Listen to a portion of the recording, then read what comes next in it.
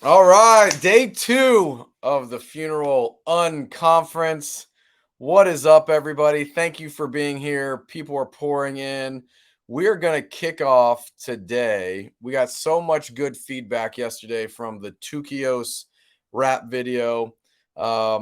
We actually made some edits to that video, and so we are going to start the conference today with Tukios rap video featuring the dancing Curtis Funk. Let's go. You know Tukios, you know Tukios, no Tukios.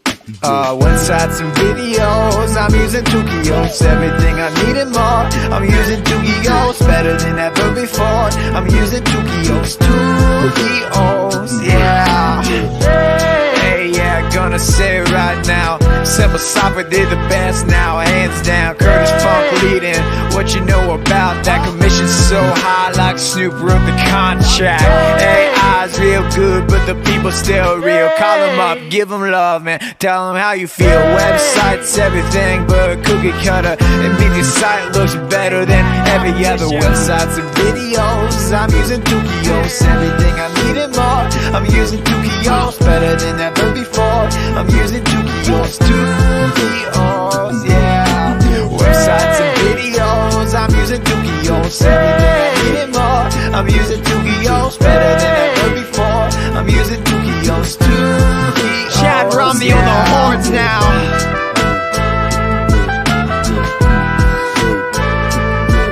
Get your hands up, get your hands up, get your hands up.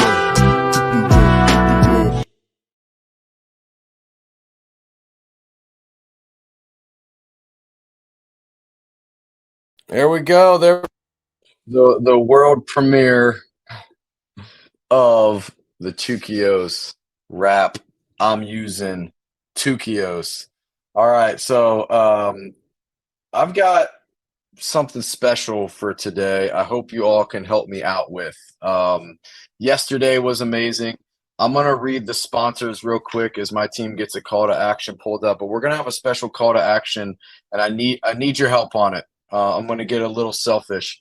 My daughter is launching a 30-day devotional that is at the publisher right now, and the publisher is going to have it ready at the end of July, August pre-launch. So I would love it if you could sign up for her pre-launch email list. You can just click that button right there and join the pre-launch list for her 30-day devotional. Man, I'm super psyched for that. So if you could just help me out, that would be awesome. All right. I want to shout out our sponsors. Our title sponsor, as you know, is Tukios. We've had the Tukios wrap. Yesterday, we debuted a new Tukios promo video. Today, we will have another one that's going to be pretty amazing. So you'll want to make sure you stick around for that.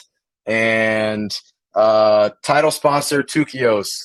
We have 2 featured panelists, RingRing Marketing and Legacy.com. You got to hear from John Heald yesterday. You'll get to hear from Welton today, some of the things that they are doing.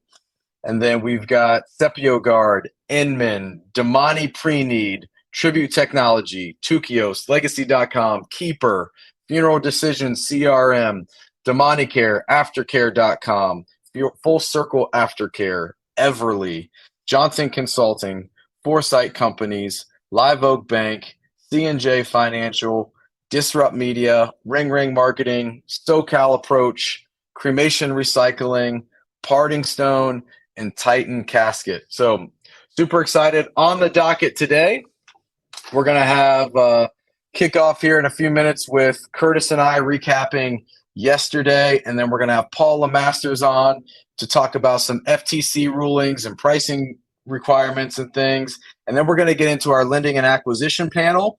And then we'll have our marketing panel, cremation panel, and then we will wrap the day up with our innovation panel with Parting Stone and Titan Casket. So super excited for this. It's going to be a great day.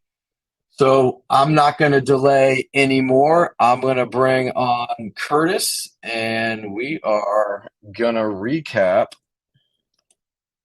yesterday. So let's invite Curtis here.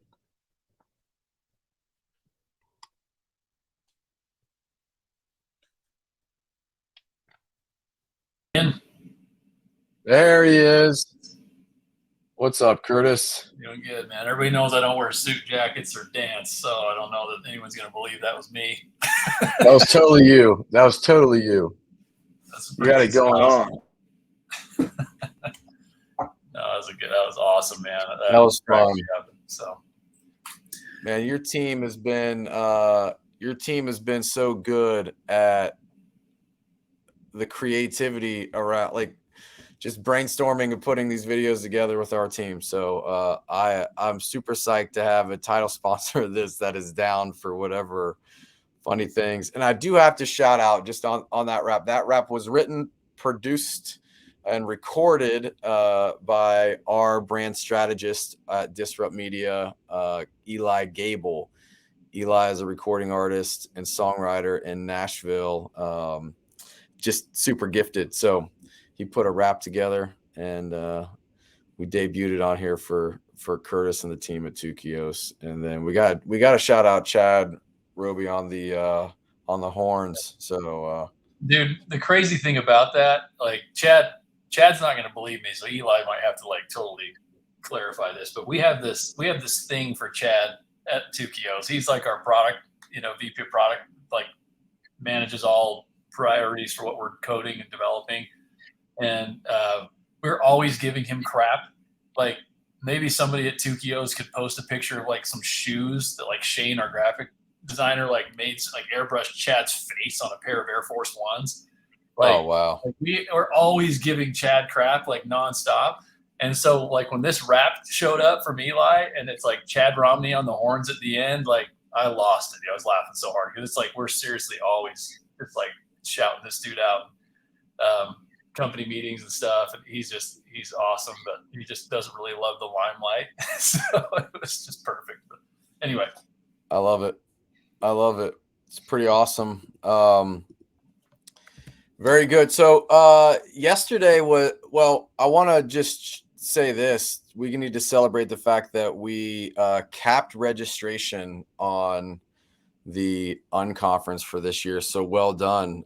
We picked a huge number and we hit it on the amount of people that registered. So sold out the unconference this year, which is fantastic. So that's pretty awesome. But give me some takeaways for you, Curtis. Yesterday you were on a panel, but I know you were on the whole day. What were some takeaways for you yesterday?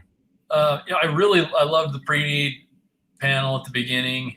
It's something that we've been talking about, thinking about, and actually getting more involved in is like how to integrate technology with pre-need, because especially seeing like this is some secondhand information I'm hearing. So like I'm sharing this with you have to go verify it, and so do I. But my understanding is that like SEI sold like $9 billion in pre-need sales or something like that last year, and like $3 billion in at need. So like 3x pre-need, which is insane, right? And so I mean, that sounds like a number people should be aware of, and like realize like one, out producing at need with pre-need is possible, but also like, hey, like if you're not in the game and there's somebody that can sell pre-need that well, obviously families can move from funeral home to funeral home, but I don't know that they do that often. I feel like majority of the time they don't.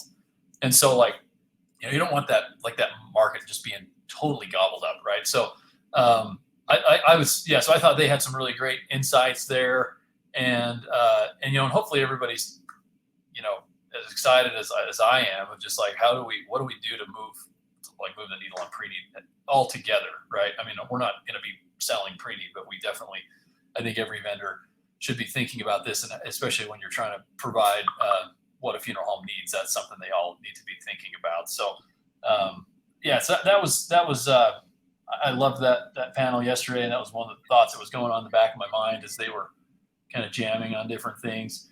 The technology, panel I loved. It was fun to be a part of that. I loved that, it seems like good ideas seem to all hit at the same time, right? And those that are entrepreneurs, like you probably get approached by other entrepreneurs all the time. They're like, "Hey, I've got this great idea. Guess what? No one's doing it." Well, when someone says that, I usually respond like, "No one's doing it. It's probably a bad idea." You know what I mean? But when you hear like multiple providers all thinking about something similar, I think that's Yeah. So yesterday the big hit was like data and how to use data it's a huge opportunity right now, how to use data to advance and grow your business, right? And so looking forward, Ryan and I, we're going to be doing something on that here pretty soon, which would be pretty cool. And then take away from the aftercare panel for me is I loved how well they were really collaborating, working together, and thinking, there's so much going on, and that's just another humongous opportunity right now, like to grow your business, feed your pre-need funnel.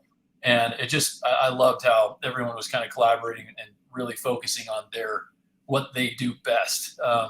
They all complement each other really well. There's some overlap where there's competition and things like that, but at the same time, there's room for everybody with all these funeral homes and what fits that funeral homes program best. So I thought it was great content.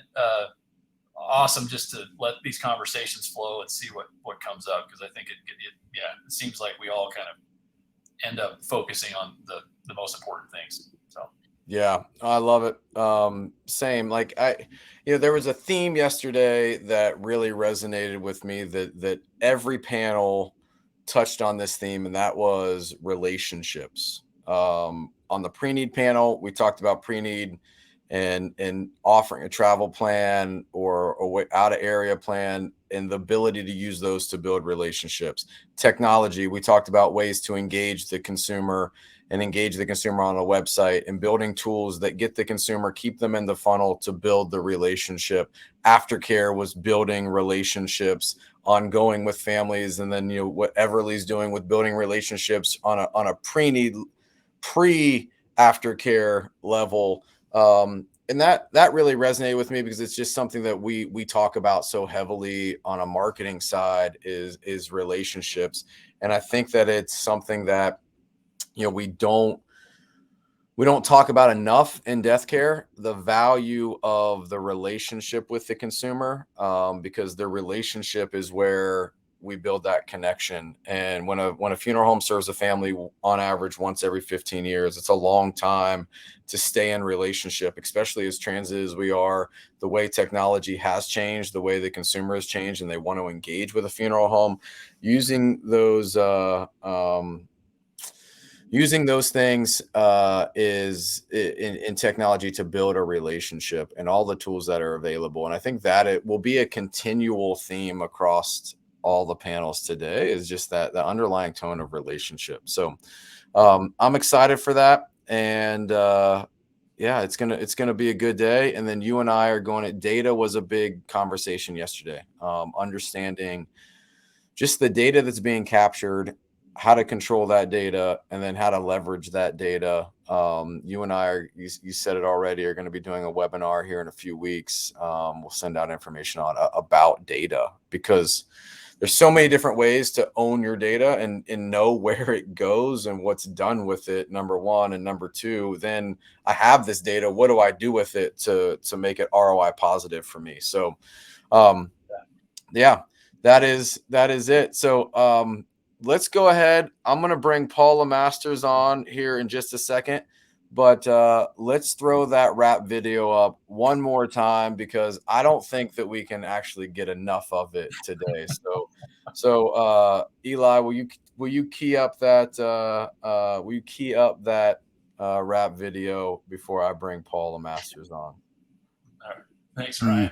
No, Tokios, you. No. Websites and videos, I'm using Tukios. Everything I need and more, I'm using Tukios. Better than ever before, I'm using Tukios. Yeah. Hey, yeah, gonna say it right now. Simple software, they're the best now, hands down. Curtis Funk leading, what you know know about that. Commission so high like Snoop wrote the contract. AI's real good, but the people still real. Call them up, give them love, man. Tell them how you feel. Websites, everything but cookie cutter. It means your site looks better than every other. Websites and videos, I'm using Tukios. Everything I need and more, I'm using Tukios. Better than ever before, I'm using Tukios. Tukios, yeah.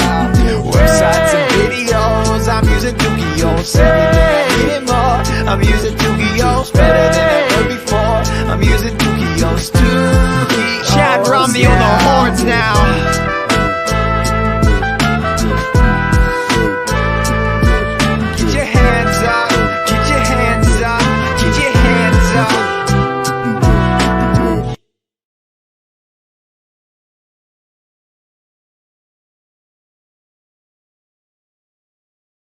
All right. Okay. I'm going to bring Paul Lemasters on, and Paul is going to chat with me about a number of different things. So Paul is coming on, and we're going to talk about some FTC rulings and pricing changes, and who knows what we're going to get with Paul. It can always be exciting and fun. All right. It says Paul is coming here. Hey, brother. Hey, what's up, my friend? How are you? I'm so good. How are you? I'm good. I feel bad though. I have no opening video. I got nothing. I don't have shoes. You got behind nothing. Me. No, Oh, I'm man. in a small cubicle. And I got nothing, man. I got. But you have a dope shirt on. What does your shirt say? This is probably one of your call Paul. There it is. It is. This is the. I thought it was appropriate because I do have FTC compliance on the. In legal trouble, better call Paul. Yeah, I love it. Shout out to Shelby, the wife. She made that for me. So way to go, Shelby. Way to go. Yeah, all right, Paul. So you and I got 10 minutes here, and let's do it. So you came on last year and talked about CYA. So let's just talk about that. 30 seconds. CYA, your book. What is it? Give us that. CYA, Ultimate Guide to Protecting Your Business. I've been having fun with it. We're kind of boosting it out again. It's basically how you cover your donkey. I don't know that's how family friendly this is. So, but it is. Anything goes. Anything goes. Well, anyway, it is. It's all about covering your ass. I mean, more and more, especially in death care. If you're not taking care of your business, and it all starts with talking about it. One of the things I found out is that most people don't talk about risk management. And why would you? It's horrible. It's boring. And everybody has the same thing. My God, I hope that doesn't happen to us. And then you live in that little bubble. And if it never happens to you, great. Congratulations, you win. But man, and more, it's going to happen. And if you don't talk about it, that means your people don't know about it. And if they don't know about it, they don't care about it. And if they don't care about it, it is your ass that's hanging out there. So that's right. CYA, join the lifestyle, CYAlife.com. And we threw the call to action up. You can click on that call to action. You can buy Paul's book. It would be a nice thing to do for you to buy Paul's book and just support a fellow funeral professional and my favorite attorney. Paul. So yeah. All right, Paul. I don't get that often. Okay. I'm not the normal attorney, but thank you. You're not a normal attorney. That's probably why I like you. I don't like anything really normal. So, it's so good. I feel that bubble. All right. So we're talking about CYA. Part of CYA is understanding what's happening with FTC and all these things. Like, you're the expert on this. Give it to us. What do we need to know? All right. This is the streamlined version. I believe we have two major FTC issues out there that will affect death care. Do the easy one first, the FTC funeral rule. It is still happening. There have been periods of comments. So people have, told the FTC what they think should happen or shouldn't happen with the funeral rule. And let's be clear, the FTC before this started, they were very vocal. The commissioners, they stated they believe it's time for an update. And this was across party lines. We can sit there and point fingers at the FTC and say, hey, it's right now it's all Democrats, and they are the ones who are pushing this. And they are pushing a lot of the narrative. And this isn't meant to be political. It's just factual. Democrats, when they run the FTC, we see more change. We see more rules drafted and made and implemented. The problem is that when we had some Republican on the FTC commission, they themselves also said, we see this, it needs to happen. So the FTC wants to change a funeral, probably going to happen. Where are we in the process? They recently announced that they are going to have what is called a workshop, a public workshop. Okay. It'll be on September 7th. Now, what will happen at this workshop? Well, right now they are deciding what panelists they will have at this workshop. So the panelists, this will be anything from, basically they will end up bringing in people like experts in the field, practitioners, academia, lawyers, anybody that will have what they believe a part of that puzzle to talk about, who and what needs to happen and change. And this will be open to the public, meaning so you'll have two parts to this. The panelists, they will actually convene in DC for the day. And this will then be broadcast publicly, so you can watch everything happening. The FTC will guide it. And then what they say is on the agenda. The biggest number one thing is online and electronic disclosures of price information. We know for a fact this is the number one thing they're pushing. They want all funeral providers to post their pricing online. Now, what does that mean? How do we do it? That's the part we got to figure out. That's number one.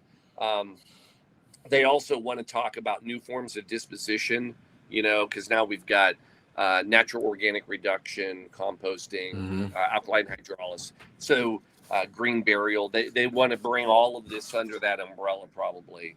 And then they also want to talk about the general price list. What do we keep in it? What do we add? What are we taking out? How does that break down? So it'll be interesting. I know I've requested to be a panelist. We'll see what happens. I'm hoping they'll bring a lot of professionals in industry experts, but at the same time, let's be clear. I think they want the narrative to change. So I think they're going to bring a lot of experts that are going to want to demonstrate and show why we need to change it. So we'll see what happens. Okay, so if I'm a funeral home, what should I be doing right now to just get prepped? So of all the things I can tell you right now, get ready to be online. Get ready to put your pricing online. And shame on us as a profession that we aren't there already. We have been in a glass bubble. We've been protected because nobody else is doing it. We haven't been forced to do it. So this is going to be the what I call the great shove into the pool, right? Ready or not, get in the water. It doesn't matter how cold it is. The FTC is going to push everybody in. Now, here's the scary part. There are going to be people that are going to swim, and there are going to be people that are going to sink. And if you're not ready for this, the people that are ready for this are going to float to the top quickly, and they're going to look great. But I am fearful. See, in my opinion, this is not going to do what the FTC thinks it's going to do. They think that this is going to make this great playing field so consumers will have even more options, and they'll be able to shop, and they'll be able to learn.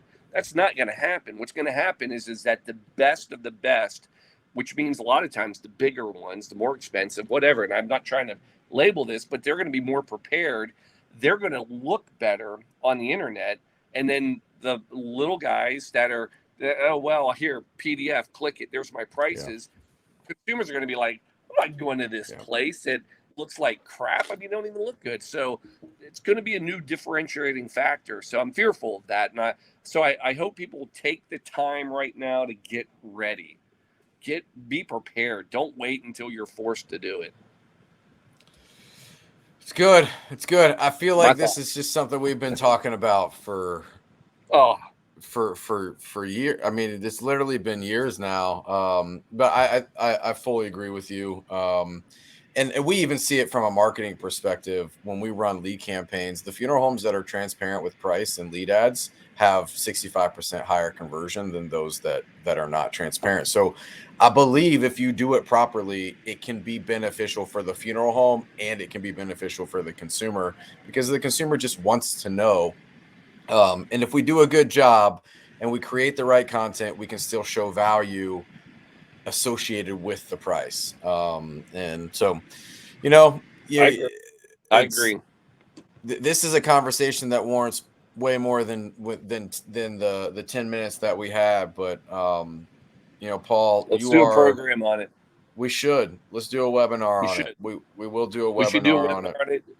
Because this is, to me, this goes to one of my core beliefs, just doing what you legally have to do, like a contract or a form, that's like the minimum. If you're not making these things so that they are consumer driven and that, people want to see it and want to believe in it. And look, let's call it what it is. This is the first level of trust. If you're not willing to tell me how much you cost, consumers today are like, I don't trust you then. If you can't talk to me about what it is openly, and we all play this game, pick a website you go to when you're looking to see how much it is, and they say, send an email and we can talk. You click, move on. That's exactly right. It's the world we live in. All right. 1,000%. I'll shut up. No, you're perfect. All right, Paul, thank you so much for jumping in here, giving us some insights to just what's going on. Yes. Hey, we got one more I got to tell you about. I know I'm down to minutes. Non-compete. I got to share it. Yes. There's another FTC funeral rule, and it's on the non-compete rule. This will be a game changer in death care. It means that they will no business. This isn't death care. This is any business out there. If this goes through, non-competes will be void. Period. End of story. Not just going forward. Any non-competes that are in existence now, they all disappear. It'll happen like that. Here's the part really in death care. Forget about employees. Forget about sales. Those are going to be tough. There's other ways around it. We can talk about that too. This even applies to some extent on people that are selling a business. So what will happen right now, they're saying that if it's a 25% owner, then you could have a non-compete on them. The problem with that is it's not broad enough. It means that if you sell a business and you have 4 kids, and those kids don't own, they're not under a non-compete. It means if you have a top salesperson, or if you have a manager who's basically running your business for 5 years without 25% ownership, no non-compete. Why is it a big deal? That means if I'm a buyer and I can't get a non-compete on all of those people, your business is not as valuable to me as it was. This is very, very bad for business owners. It's horrible. Wow. I've written comments. We're following this, but this will be one to watch. Okay, Paul, there's 2 big topics that you and I need to do a webinar on. So watch for a webinar with Paul and I coming up in the next month or so, because these are big topics. Hey, thank you so much for always being willing to hop on here and give us the insights of what's happening and be able to break it down to where we can understand it. So thank you for that. Done. All right, man. All right, sir. We'll see you. All right. We're going to move right into our lending and merger and acquisition panel. So I'm going to start bringing everybody on. Let's go here. We're going to bring on Jake Johnson Consulting. Invite to participate. We're going to bring in my friend Tim Bridgers from Live Oak Bank. My friend Chris Kruger from Foresight Companies.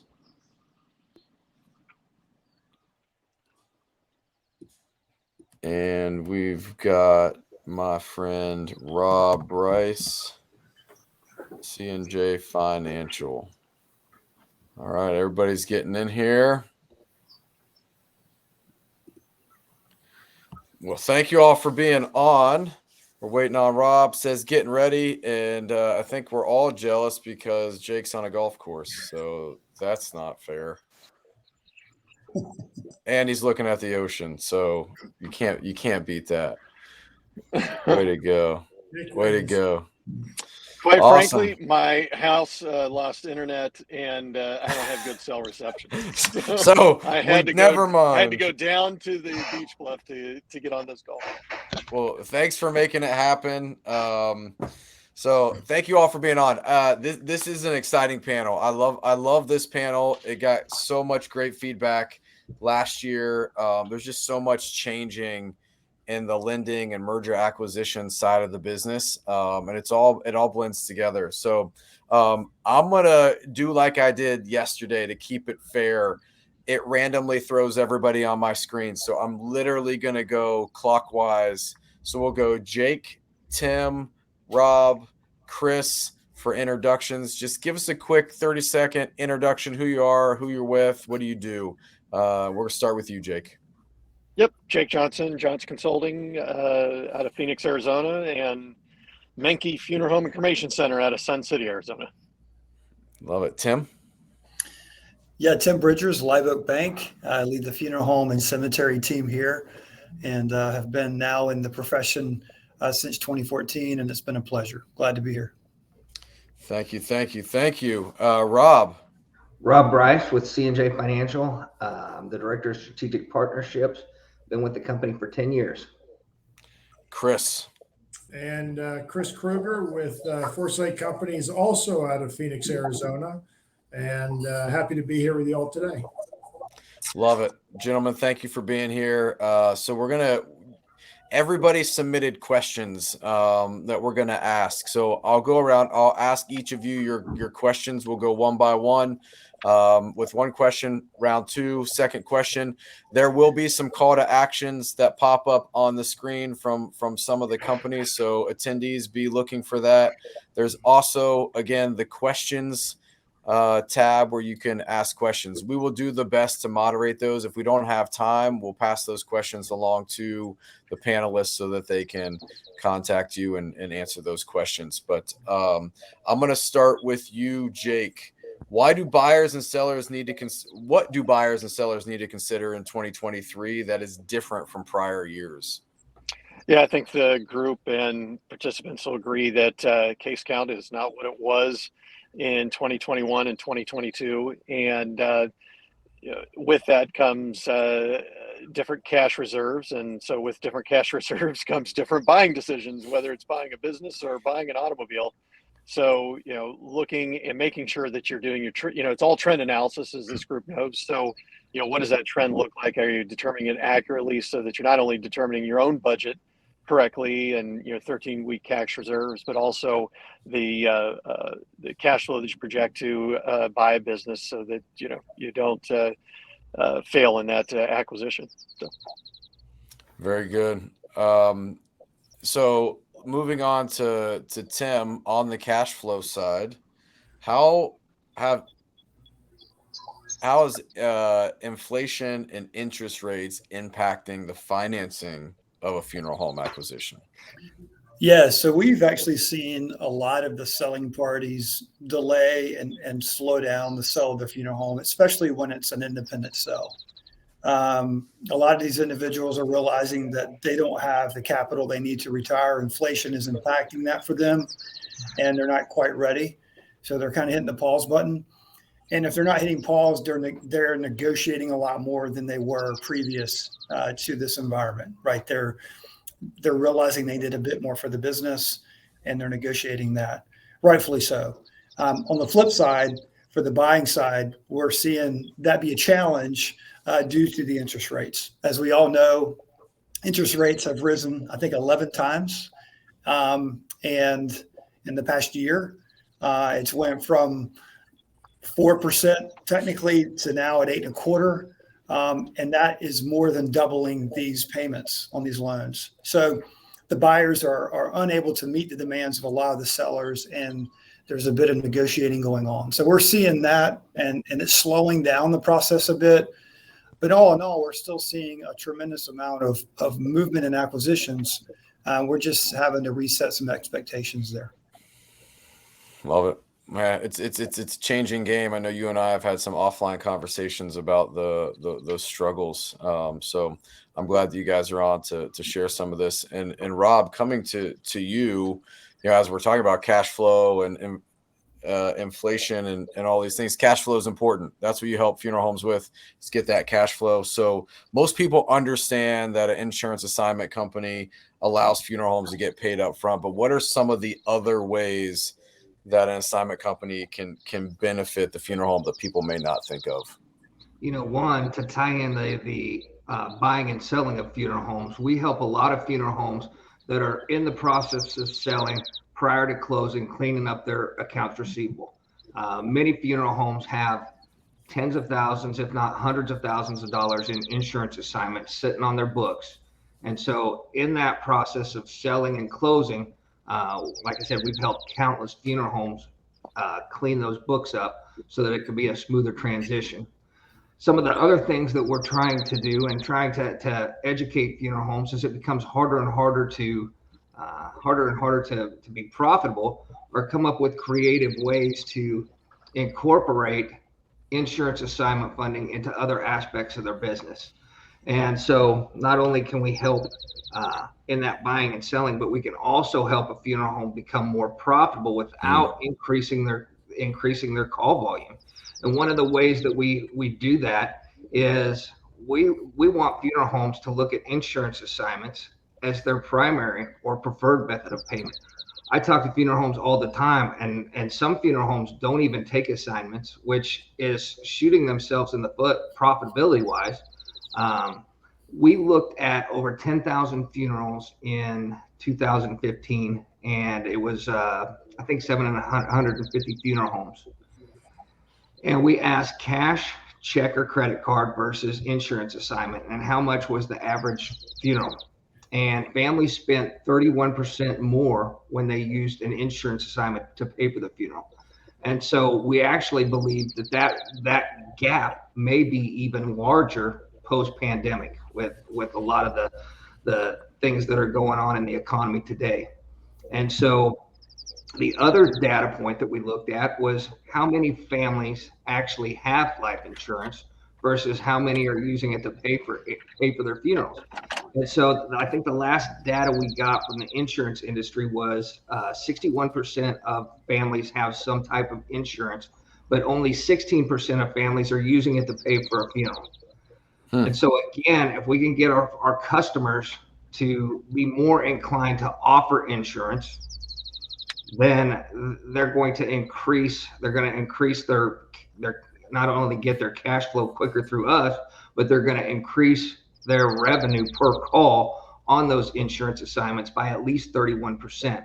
And so we also do a little bit of training that helps them kind of be able to maximize that during the arrangement process.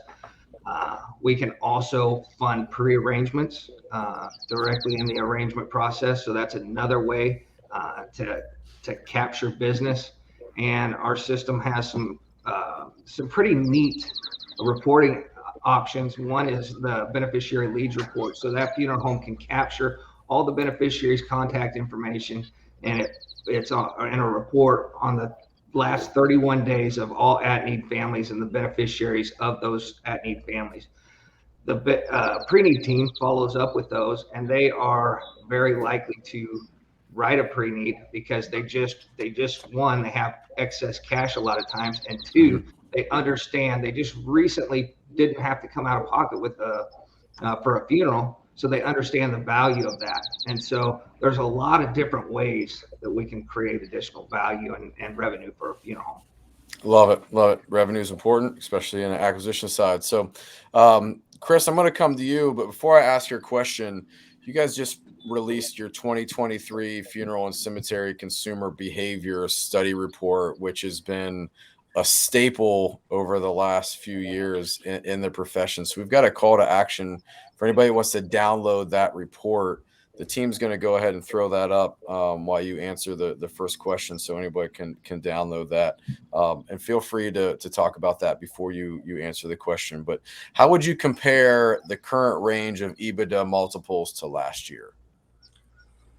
Thanks, Ryan. I think actually, we just released the the 2023 funeral consumer behavior report that we did with our partner SoCal. I think there's a lot of great information in there, and a lot of really speaks to what Tim and Jake and Rob all said previously. We have a radically different environment today in funeral service, and the reality of it is what we've seen, at least from our experience, is that multiples over the last couple of years have come down a little bit.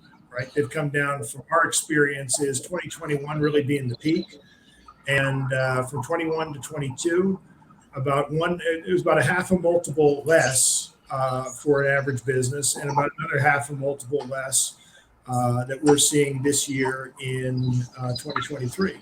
So between 2021 and 2023, the multiples that we're seeing are about 1 times less, and a lot of that has to do with what Tim was talking about. You got higher interest rates. The cost of servicing debt is dramatically different.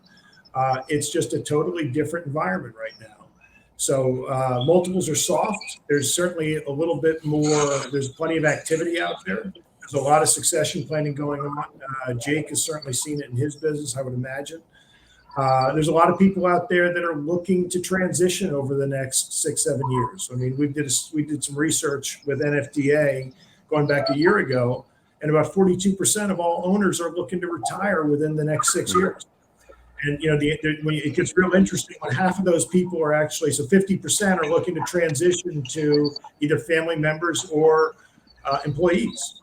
When the cost of debt gets dramatically different, or excuse me, gets dramatically higher, it's ultimately creating a much more challenging environment for that succession planning. There's a lot of desire to do it, but there's some of the points that Tim made about cost of retiring is getting more expensive also. So it's definitely a challenging environment for everybody.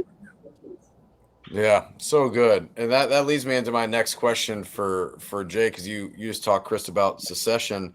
Jake, is it still good to own a funeral home with all the changes that are going on?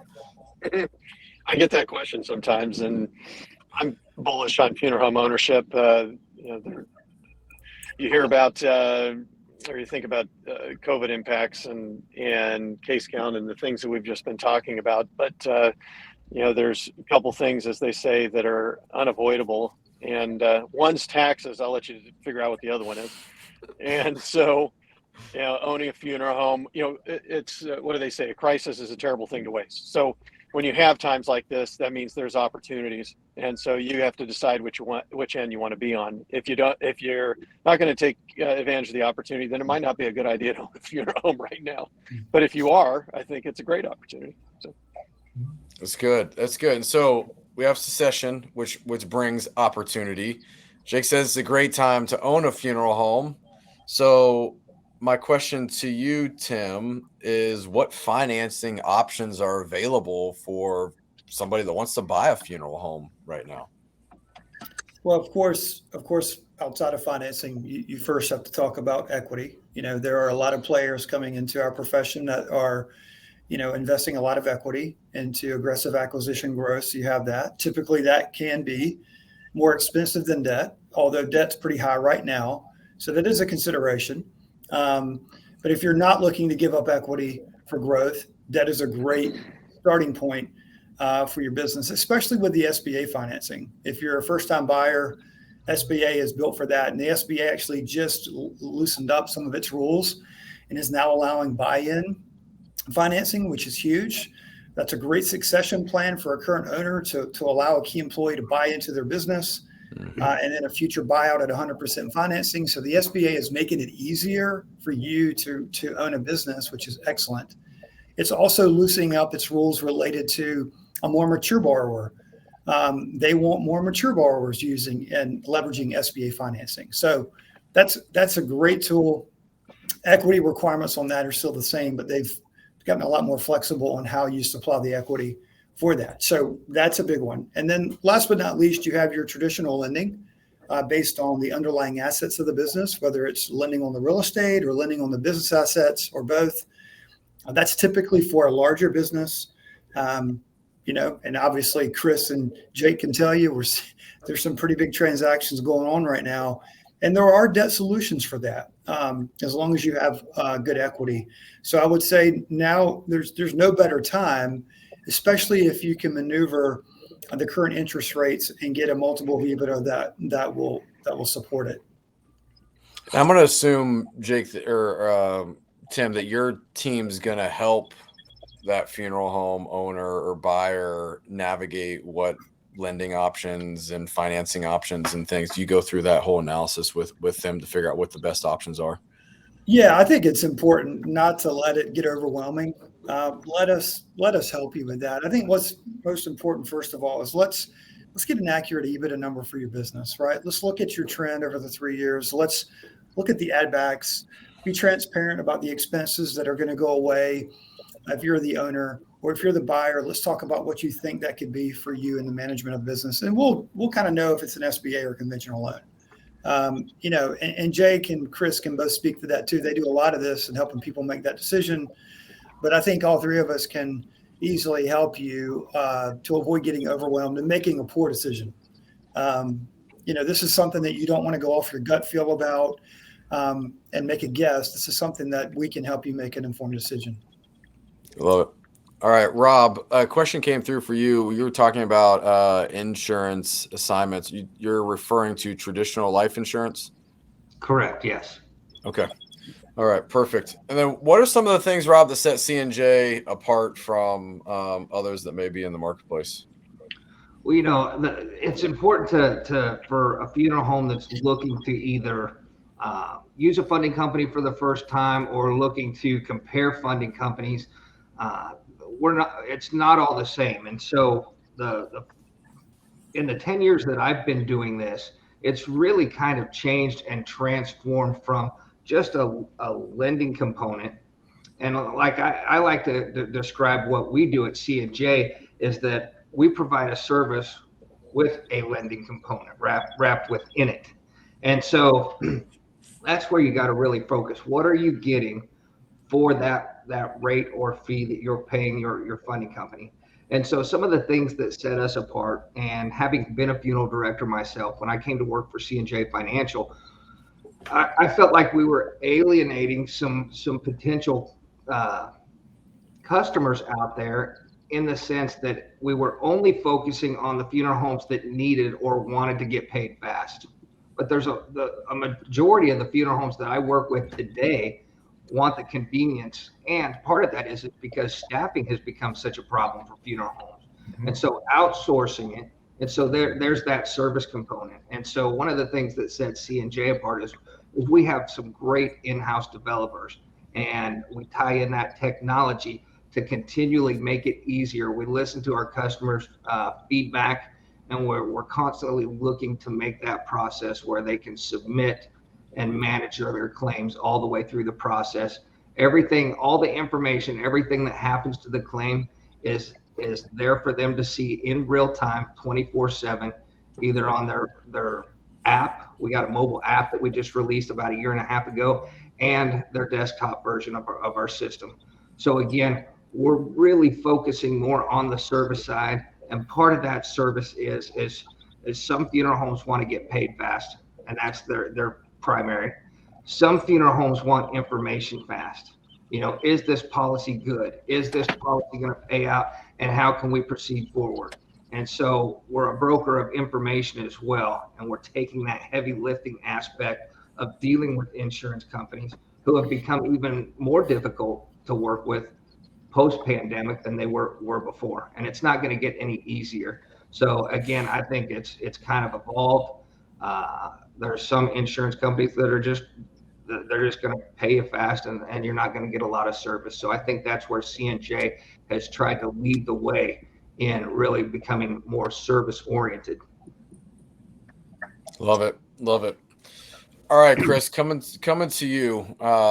Tim mentioned high interest rates. So my question for you is how has the high interest rate environment impacted the choices that buyers are currently making?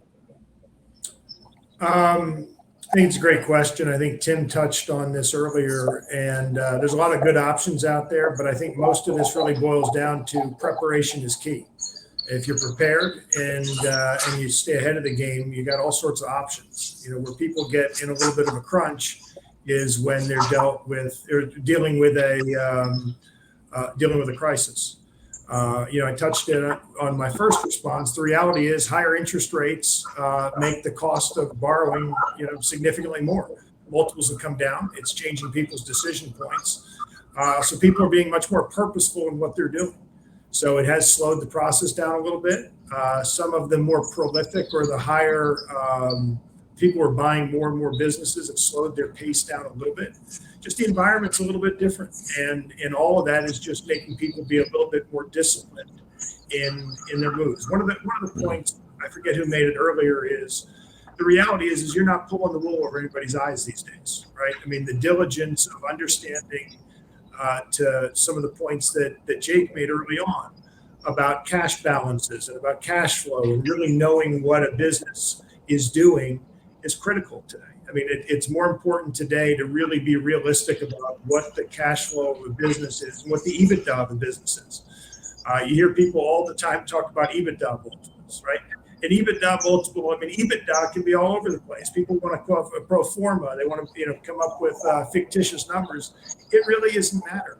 And you got to have a real number that you're working from, and that's what people are being much more focused on is making the right decisions and doing it. You know, and doing it in a collaborative way. So this idea of it being a one-sided or a buyer or seller market, it's just not here anymore.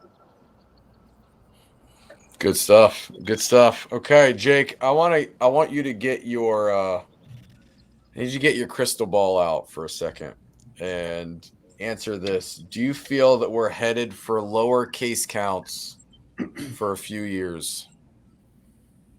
Seems like it. I've heard presentations that, you know, Chris and I heard one recently. They're just talking about how it would be a catch-up period of 2 to 5 years, but let's call it 2 to 3 years, with the progression of increased deaths occurring, but the catch-up from what COVID did, I think is how I interpreted that. So we might see that this lower death rate or death count, I'd say, you know, proceeds for a couple more years, and then but the forecast long term and the reality is that there is a large aging population in the United States, and there's going to be more deaths in the future. So interestingly enough, if you follow the Arizona legislature and the things going on in Arizona, one of their arguments, which was argued by the funeral home owners in Arizona, was that they felt like lowering the licensing requirements in Arizona was necessary because of the increased deaths they were going to see could not be handled by the existing funeral homes in Arizona, which we obviously all disagreed with, especially since we all just handled COVID for the last 2 years. So anyway, those are my thoughts to that. Okay. Thanks for that. And yeah. Okay. Lower case counts, but higher aging population. So we'll be out of the woods. It's only temporary. Yeah. There you go. Yeah. And that's unless there's another release from Wuhan. There you go. There you go. All right. I got another one for you, Tim. And I think this is a really good one that when we talk about lending options, what are your thoughts on variable versus fixed rates in today's market? Yeah, I mean, look, I think that it's important to recognize that we likely have 2 more rate increases left this year. And then I hope from there, we're going to see that flatten out and over the next year, start to see that fall back off. But I think want to be really careful to lock in a high interest rate today over the next 5 to 10 years. You know, and that's where a lot of people start thinking and say, I want a 5 or 10 year fix. But why would you do that if we anticipate rates starting to fall off in the next 2 years? So I would highly encourage people to really consider that, not be fearful of variable rates at this point in the market, and be prepared to ride that down and then be in a position after 3 or 4 years to restructure your loan if you're comfortable with the rates where they are. You know, the SBA product has a 3-year prepayment. I think 3 years is going to be more than enough to ride the wave down. I'm barring any more releases from Wuhan. But I think that all in all, you should be very selective and trust a variable rate in this current environment. Okay. Good answer. Good answer. Good answer. All right, Chris, I've got one more for you, and then we'll come back to Rob and wrap up. So, Chris, if I'm on the fence about selling my business, would you advise me to sell my business in 2023? If it's something you're considering doing, I think now is the time, right? It's one of the things is you can never predict the future, whether it be the interest rates that Tim's talking about, whether they're raising, who the buyers are going to be, what multiples are going to do. If it's something you're considering, I think you need to do it now and do it sooner rather than later, because there's still a fair amount of activity out there, but nobody really has a crystal ball, right? So what it's going to look like a year from now, 2 years from now, or beyond, that's a crapshoot. And so if anybody is looking and your time horizons in the next 2 or 3 years, unless you have a very clear plan as to what you're trying to accomplish in that 2-year period. I mean, Jake just talked about the number of the case count, right? These trends, as trends continue to go down, that's going to impact your value. The reality of it is you don't know what the future looks like. The only thing that we can really put our arms around is, what does today look like? Multiples are still pretty solid. There's a lot of opportunity. There's a lot of very, very good quality, let's say, larger buyers out there, but also Tim and the folks at Live Oak and some of the other lending institutions have a lot of great options out there for individuals who can get into business. I think there's a lot of opportunities for independents to buy businesses today. So yeah, I think if you're on the fence, now's the time. Love it. Love it. Love it. Love it. Great advice. All right, Rob, coming back to you. One last question. Why would a funeral home not want to use a funding assignment company? Well, that's a good question. I wouldn't think there would be one, but that is not the case. You know, some of the pushback I get is, you know, we can't charge the fee, so it revolves around the fee, or just we've done it like this for forever, for the last 25 years. And what I say to that is, you know, you're charging a service. Some funeral homes option is to not take insurance assignments anymore. So that's not serving their families and serving their community.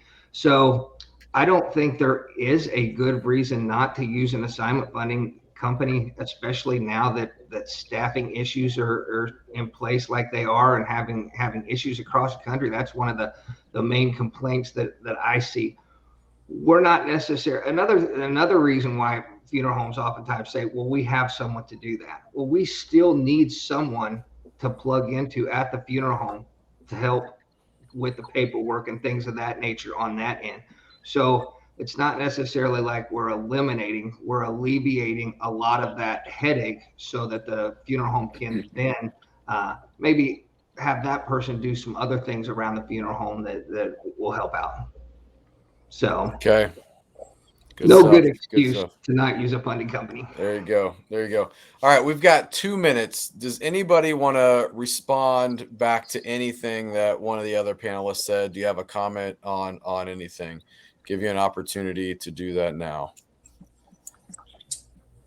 Yeah, I would just, the one quick comment, you know, some of the information that Paul mentioned earlier, I think Curtis had some real good recap of what yesterday was all about. There's a lot of change going on in the profession. There's a lot of opportunity. I think Jake hit the point spot on. I think that there's never been a better time to be in this profession than today, if you're willing to be a little bit more progressive than the next guy or gal. There's a lot of change, and with that change creates a whole lot of opportunity, and couldn't be more bullish on this profession right now. And I think there's a tremendous opportunity for ownership and to operate these businesses for years to come. I love it. I love it. Anybody else? I think the trend continues to be in and outside of our profession, segmentation and specialization of what we do. And if you're not best in class at what you do, you're headed for extinction. And so being best in class, making sure you're spot on with your cash flow analysis. There's even a Berkshire Hathaway presentation out there right now that says EBITDA is antiquated from the sense of the depreciation aspect and the maintenance that we can see sometimes when organizations buy a business and they don't put money back into it because they're taking away theoretically the depreciation part or the improvement part or ongoing maintenance part of these facilities. So, specializing and being the best you can be is always the answer to success. And if not, you're headed for some rough times. Great point. I think funeral homes and funeral directors oftentimes feel this tug between being a servant to their families and a servant to their business, and a lot of times the business gets pushed to the side. And so I think I had a mentor years ago that told me we had a accounts receivable issue at that funeral home, and he basically set us down and said, listen, you have to both serve the family and the families in our community, but you also have to serve the business. If you don't serve the business, then the business won't be there to serve the community. So that's good. I think as a whole, we need to do better on that end as well. Love it. All right, we have one question come through. I don't know who can answer this or if it can be answered, but is there a place where we can find the death count trend information?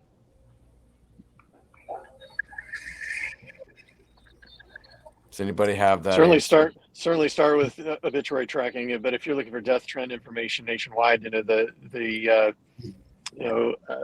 Chris's analysis we do as well on health department statistics, which can be a little daunting to go through and inaccurate in ways themselves. But depending on your state, you can get into that more granular than otherwise. But it's like anything else. I think when you're tracking, let's say it's just even tracking obituaries for the purposes of marketplace study, if you're doing it at least consistently, then you can develop some type of trend rather than inconsistently.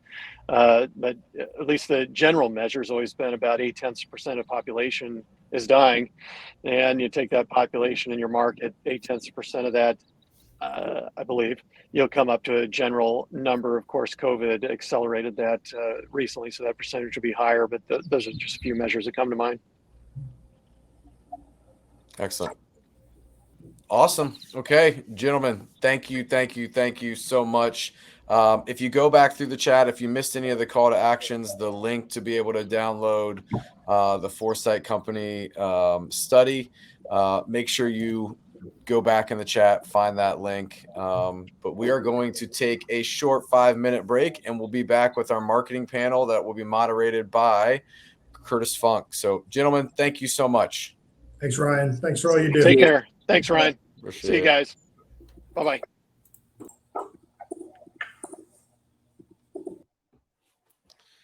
All right, we're going to go ahead and throw up the video. We're going to be back in 5 minutes.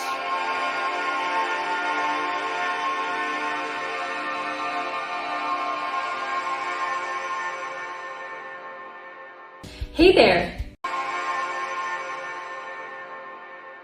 Hey there! If you haven't heard yet, Tukios has embraced AI technology and is using it to moderate guest books and write obituaries. You're probably thinking, that's awesome! But what exactly is AI and how does it work? Well, AI, or artificial intelligence, uses machines to simulate human thinking. Crazy, right? So, next time you use the Tukios AI guestbook moderator and AI overwriter, know that this is what's going on behind the scenes.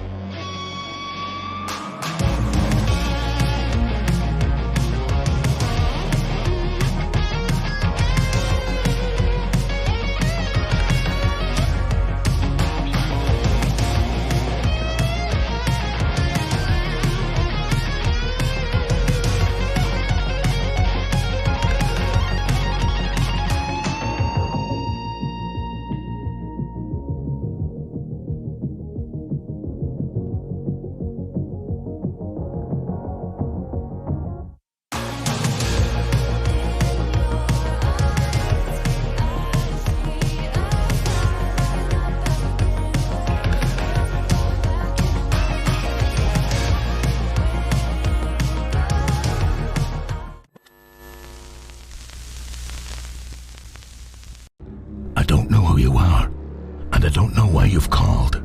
If you're looking for a phone tree, we don't have one. Just real people with a specific set of skills. Skills that we've developed supporting thousands of funeral homes. Skills that make us a nightmare for issues like yours. If you want to keep your problems, you can hang up now. But if you don't, within a few moments, we will get to the bottom of this. We will find a solution, and we will help you. TKS, this is JC. How can I help you?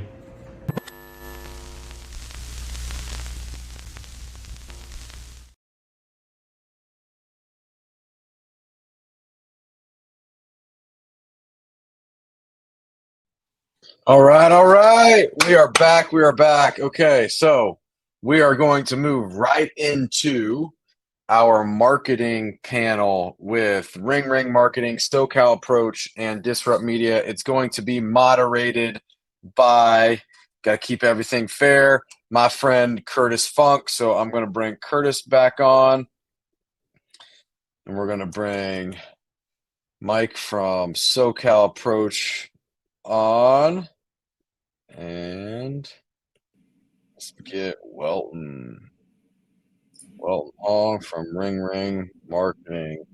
Hey, Curtis. What's up? That last panel was awesome, man. That was a great panel. So much good information. Like, that's so deep. Like, we could spend hours on all of that. Hey, Mike. Gentlemen, what's going on? We're just we're just hanging out online today with a couple hundred friends, just getting ready to talk about some marketing stuff. How are you? Listen, you gotta know how much I appreciated Curtis's rap based on my Zoom background. I've got records all over the place in my office. So full love for that because it was awesome. You know, Sounds it's a like pretty. SoCal rap. That's right. We need a SoCal rap. Let's do it. Let's do it. Do you So, think we Disruptors for Hire. we could get George Owens rapping? Is that a real thing we can do? There's probably an AI way to figure that out, I would imagine. I don't know. All right. I So don't know if everybody's winning on that, but I'm willing to try. I think they would be lined up. Like we could create a whole death care album of raps for different companies. You know, our guy Eli is insanely talented, so you know he kicked out that Tukios rap pretty quick. I did ask Curtis the question. Curtis, if give me 3 highlights that you would, you know, when someone asked about Tukios, just give me 3 highlights, and he was able to incorporate all of those into a rap. He did it very well. So this is our marketing panel. Curtis is going to moderate it to keep it fair since I am on the panel. So Curtis, I'm going to let you take it away. You can let us do introductions. You don't have to. It's your show for the next 20 some minutes. Yeah, I'm definitely going to do the introductions, but I also want to like ask the question that I think I've been wondering this one for years that I need to ask Welton, which is this room you're in. Like I see this video, is that a background or is this what the room you're in looks like? Do you have like padded walls? Oh, we can't hear you. Yeah, just for padded walls, just to make it look nice for videos. Okay. It's a spare bedroom at home. We don't go in the office anymore. Okay. Yeah, I've wondered that on all your LinkedIn videos. But anyway, that was my only question there. But go ahead and introduce yourself, Welton, and then we'll jump to Mike and then to Ryan. Yeah, thank you. Welton Hahn, founder of RingRing Marketing. We help funeral homes, cemeteries, more on the at-need side. Google Ads, search engine marketing. That's primarily what we are known for. Awesome. Mike. Yeah, and then Mike Cooperman, Chief Marketing Officer at SoCal Approach. So we're data-driven marketing. We're more on the strategy side. So we're executing, understanding the marketplace, measuring customer satisfaction, and then informing the strategy using that customer data. Cool. Ryan, we don't need much of an introduction, but if you don't know what you do, let's find out. Yeah, Ryan Thalgmartin, CEO, Disrupt Media. We are a social media strategy and content creation company. We believe that data should drive strategy should drive creative, and that should produce return on investment. So we help any company in death care. Awesome. Well, great spread. I mean, this is awesome. You guys are all in marketing. You're all kind of covering different bases. So this is great. So there were some questions thrown in to be asked, but and we're going to go in the same order. I'm going to start with Welton. And Welton didn't submit any questions, so we're going to throw some fastballs at you, man. Anything. See if you're ready for this. Like the questions that I'm curious about, right? Since from my perspective is if you were to give us like top 1, 2, 3 things in terms of SEO and your focus, you know, your SEM focused, right, for the most part. Maybe define SEM versus SEO, and like what are just like those top things that funeral homes need to absolutely do, like the non-negotiables. Sure. Yeah, terminology always get mixed up, but if you go on Google these days, if you just type in funeral home near me, cremation providers in Las Vegas, you'll typically see 3 distinct sections on Google. Right at the top, those are ad placement, right? Google Ads. Right below that is my favorite section of all because it's free. What Google does, it ranks right the top 3 funeral homes in your local area. And then right underneath that will be classic, what we all call SEO, is how highly ranked is your website on first page of Google. But these days, the main section that all of us should be focusing on, besides the ads, is going to be local search, right? One of those 3 map listings, right? Most of us, right, we go looking for plumbers, right? We go straight to one of those 3 businesses, right? So that would still be the primary focus these days. If I own a funeral home, I want to make sure I am ranked in one of those 3 spots. And right, it's still coming down to the algorithm has not changed a whole lot. It's really coming down to, is your Google business profile, that's your Google business listing, is it up to date? Do you have, right, recently have you added your products and services, descriptions, right, photos on there? Right, that's still the number one algorithm. Second, not a surprise, reviews, reviews, reviews. The more reviews you have, the more well ranked you will be. And third algorithm is something called citations. Citations is mentioning of your business name, address, and phone number across internet. Right? Are you listed on Apple Maps? Are you listed on Yelp? Are you listed on Facebook?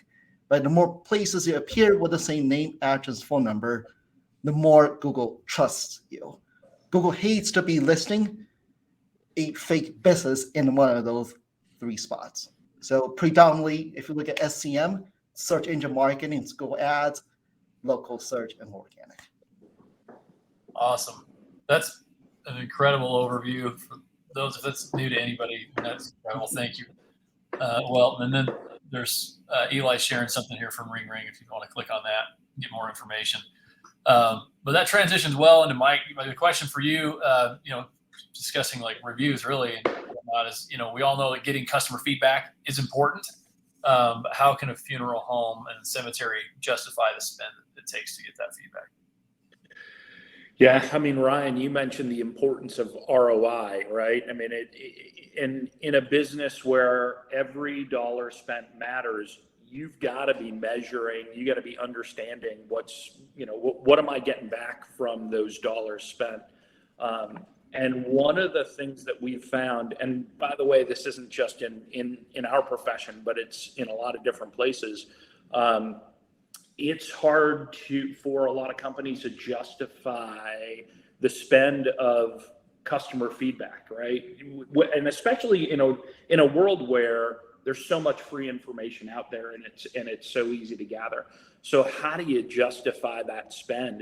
And what we've found as a best practice is the information that's out there that you're getting right now is really selective information. And what you need to get is a full picture of that information. You've got to have that big picture because you've got to know what's going right, but you've also got to know what's going wrong. And it's the messages maybe you don't want to hear, but it's the messages you need to hear. And so understanding the voice of your customer and understanding what it is they're sharing with you is critical. And so part of that is, all right, now there's a spend. How do you justify that? And if you've got the right program, that's not only giving you customer feedback, but also giving you lead generation. And I'm sure we're going to talk about lead generation in the panel, because everybody on this panel can help drive leads, can help drive customers. But the pond that fewer people are fishing in right now is their own backyard, right? It's their own customer base. They're spending so much money trying to get in new customers. They're forgetting that, hey, the customer I just served and the folks that were just at our location, those are all opportunities. And the only way to access those opportunities is, and a great way to access those opportunities is through that customer insight, customer feedback, the survey programs where you are asking them about their experience. So when you can do that and execute that, we know about 40% of those customers turn into leads. And so it's a really great Trojan horse, and it's a great way to justify your customer satisfaction spend, which we've seen can be as high as 25 ROI, 25x ROI. So it's a great way to incorporate customer feedback and know that you're generating positive ROI. Awesome. Love it. Great answer.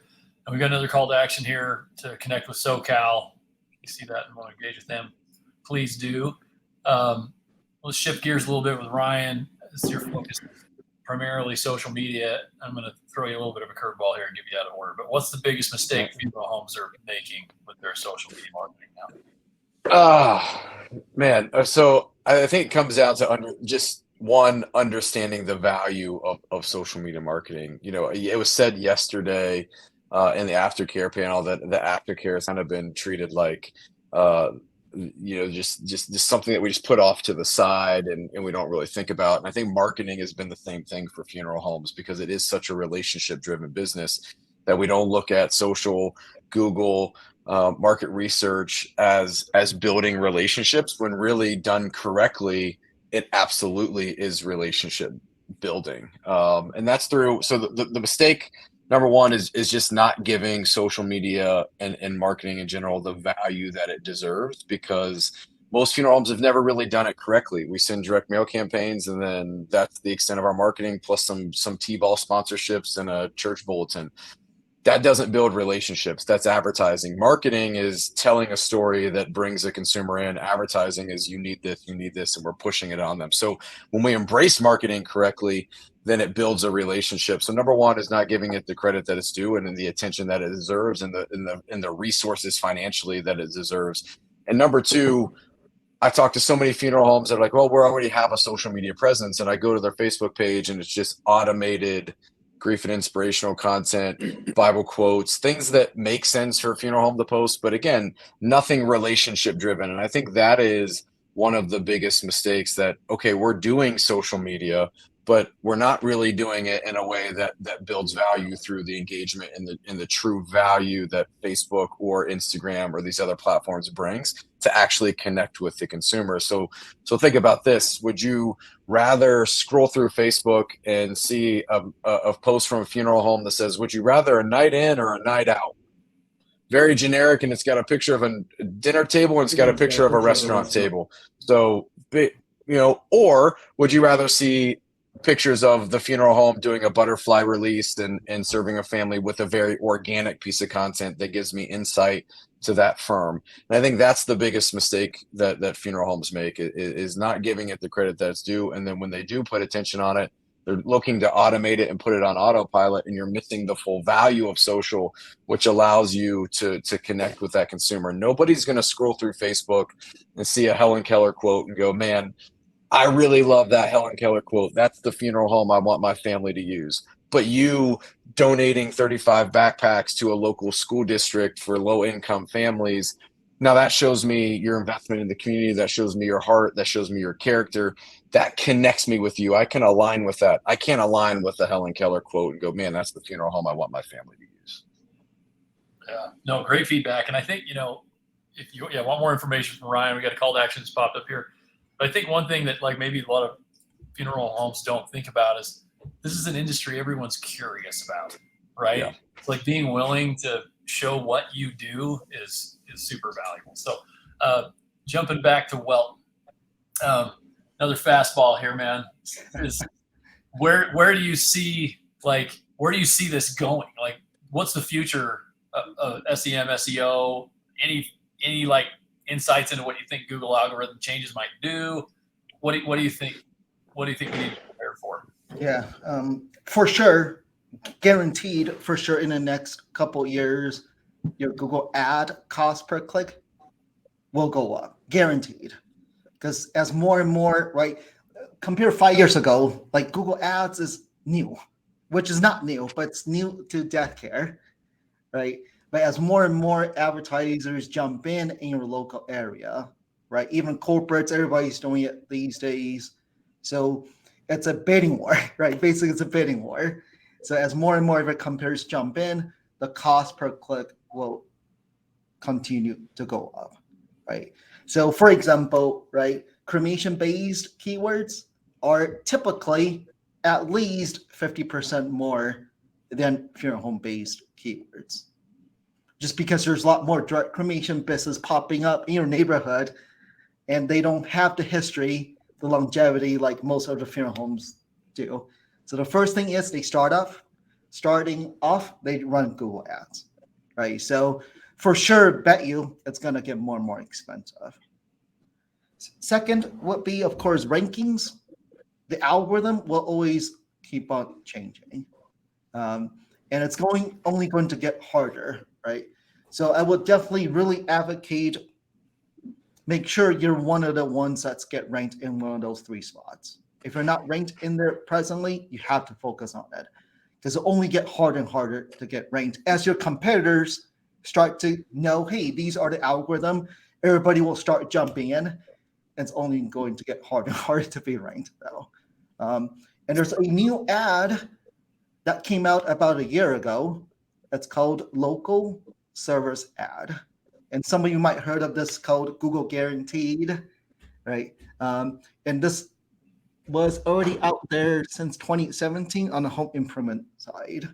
And it's called Google Guaranteed Ads. And it's already here for funeral homes. But if you look at your local area, if you type in funeral home near me, rarely will you see those local service ads popping up in death care. And typically it does take more than 3 advertisers in a local market. That's when Google will start to show those local service ads. So that's something new. But my prediction is as more funeral homes jump in, then that will finally trigger in some market then. So that would be a huge addition to your standard Google ads getting ranked locally organically. And really is coming down. Google loves money, guys. They're looking for revenue, right? And that's just reality, right? They're gonna try to squeeze as many ads at the top, in the middle, before they see the free stuff. That's just reality. Nothing can change that. Right. No, that's great feedback. So obviously focusing on those areas where there is a little bit of pay to play required, you got to do it. Right. And I think that, I could ask 1,000 questions off what you just said. Well, we don't got time for that. We'll move. Thank you. We'll move on to Mike. So a lot of locations are confused about like ratings and reviews and how to get good ones, how to avoid bad ones.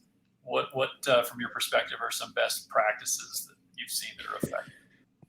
Yeah, I mean, look, if you're a small, medium-sized business, the only thing scarier right now than negative reviews is no reviews, right? I mean, we live in this world where we've lost a lot of control on word of mouth to reviews and social media, and one of the ways to get some of that control back is to make sure you understand what your customers are thinking. And so the best practices that we've seen is, all right, how do you get ahead of those reviews, right? How do you get ahead of those customer opinions? Give them a forum to tell you what's going right and what's going wrong before they tell the world. And so on a positive review standpoint, if you know a customer had an excellent experience, and by the way, most of our customers have great experiences, right? That it is something that we are phenomenal at doing. We deliver a great customer experience. And so giving them, they want to tell the world what a great job you did. Especially for our profession where, it's so, it's just a challenging time in a lot of people's lives. They want to know that they have that trust. And Ryan, you talked in the last panel, you talked about, the value of trust. They want to know they can trust us. And so giving those customers who are rating us a 10 or a 9 and their customer satisfaction survey, giving them the opportunity to say, just that little push of, hey, we'd love for you to leave us a review on Yelp or Google Reviews or whatever your preferred ratings and reviews platform. That little push, that little extra push is extremely valuable and extremely effective in driving positive reviews. The flip side of that is, how do you avoid negative reviews? And the same thing applies where if you understand where you made mistakes, and look, we make mistakes all the time, but understanding what those mistakes were and how to fix them before they go to Google Reviews, before they go to Yelp, we know that 50% of the time, you can recover from those mistakes you've made, but you have to know you've made a mistake. If you're not getting that customer feedback, you're never going to know. And that's when the surprising reviews show up on Google reviews, where it's like, oh, I thought Mrs. Johnson had a great experience, and now it turns out they were unhappy. What do we do now? So getting that information before they write the review is critical. And by the way, look, when Welton's going out to dinner, what does he do? He checks Yelp, he checks Google reviews. Your customers are doing the exact same thing. They're going through that exact same process. And we know 76% based on Chris Kruger mentioned the FCCBS study, which you can download. But 76% of funeral home and cemetery customers said reviews and ratings are important to them. So they're looking. Don't think they're not looking, because they are. Yeah, no, you're right for sure. Okay, I got one more question for Ryan, and then what I want to mention before I ask it though, there is the question area. We got quite a few questions in there right now, and if there's one you want an answer to that someone's already asked, vote it up. So because we got about 10 minutes left, so I just want to make sure we pick the ones that are most important. So Ryan, last question for you is: should your pre-need company be your social media company? This is a good one.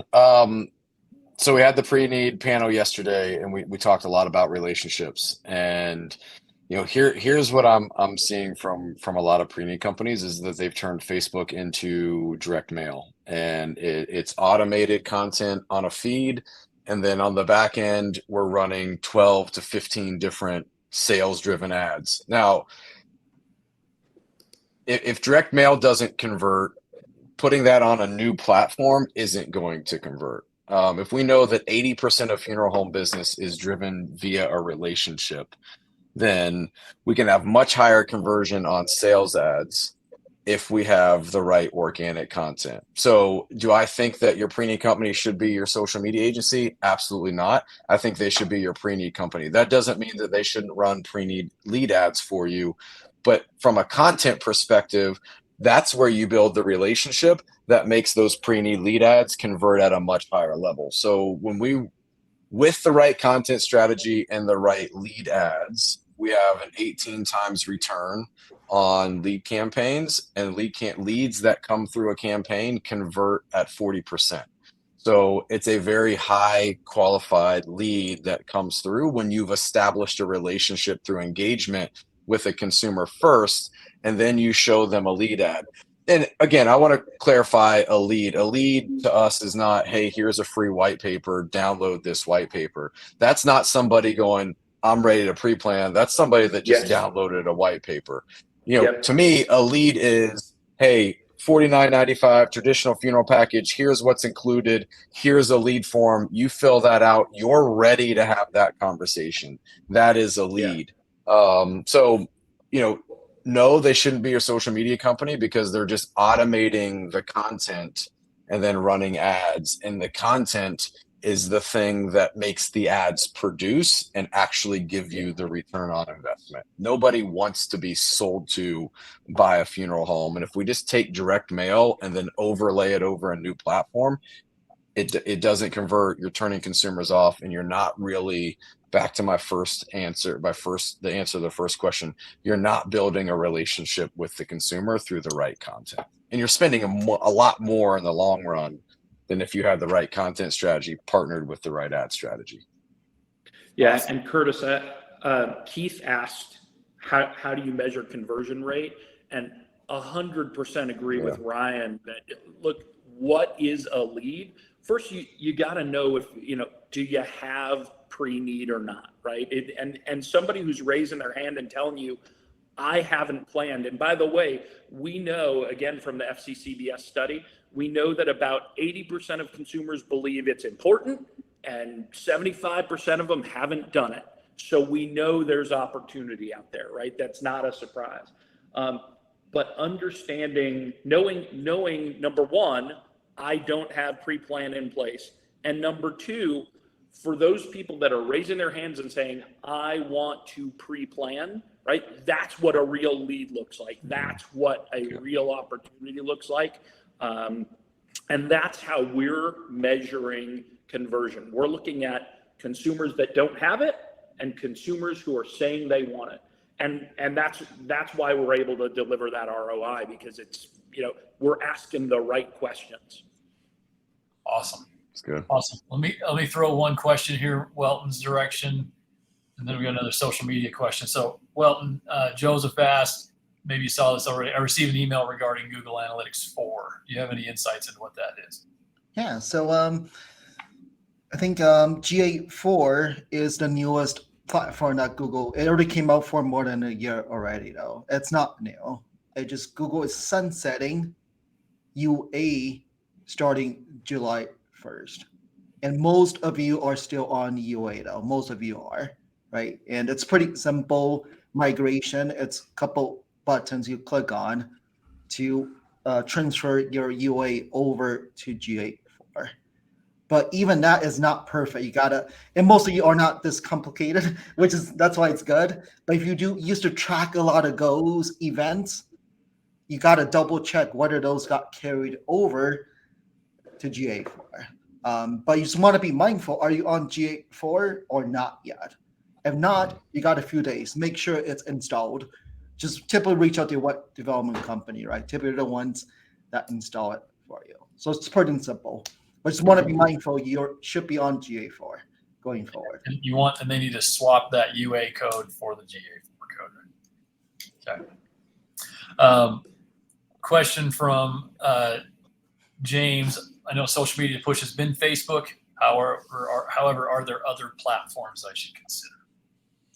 The Facebook push is because the demographic, right? I mean, the demographics most profitable for a funeral home is over the age of 45. That's 75% of consumers in the US over the age of 45 are daily active users on Facebook. So that push to Facebook is there.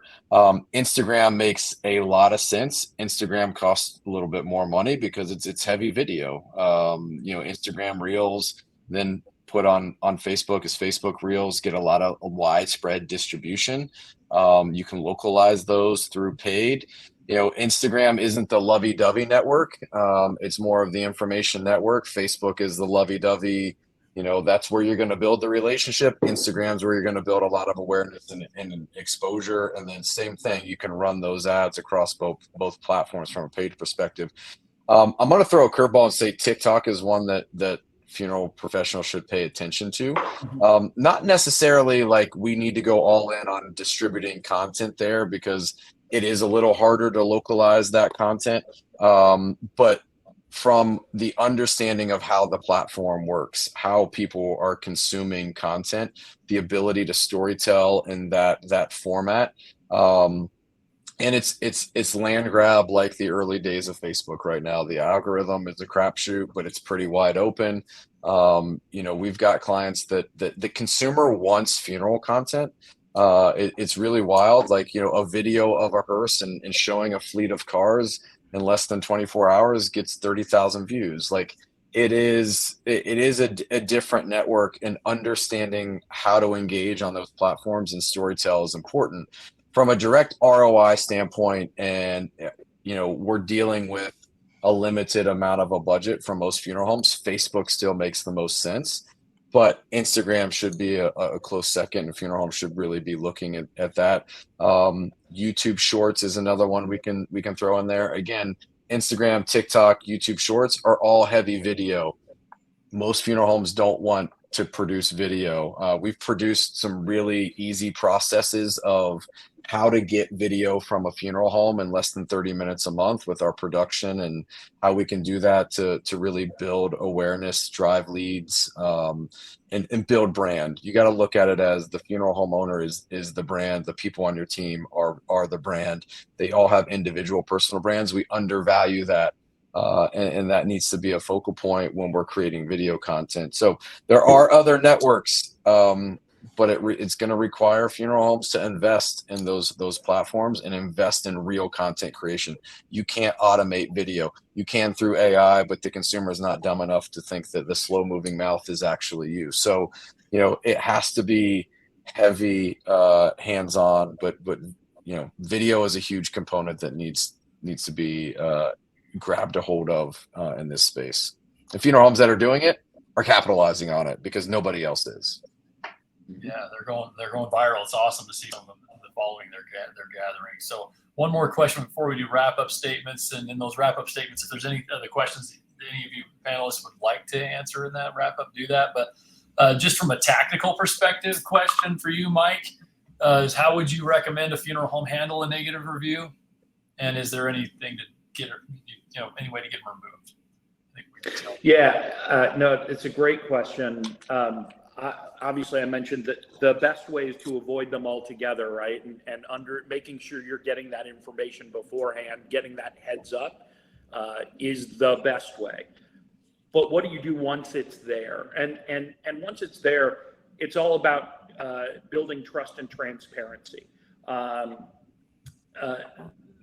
A lot of folks tend to want to take that discussion offline, and that, if you trust what you're doing and you're transparent with consumers, right? Everybody understands that mistakes happen. It's really all about how you handle it from there. And if you handle it transparently and openly, then the mistake can people easily go, allow that mistake to go away. What you don't want to do is be combative, right? You don't, as good as it might feel to write that, type out that email, don't do it, right? Don't be combative online, because consumers see that and they say, oh, is this how you handle problems? They don't know the background. And so the best thing you can do is handle it just the way you would handle any other problem, which is, we're so sorry that happened. Of course, we want to make that up to you, right? And because when consumers see that, they see how you handle problems and they go, oh, okay, that's indicative of how they do everything else. And but do it transparently. That'd be my guidance. Yeah, so good.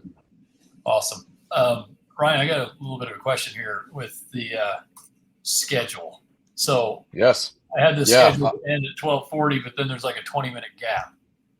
Yeah, so I've got a interview that we're going to do with Welton real quick. Okay.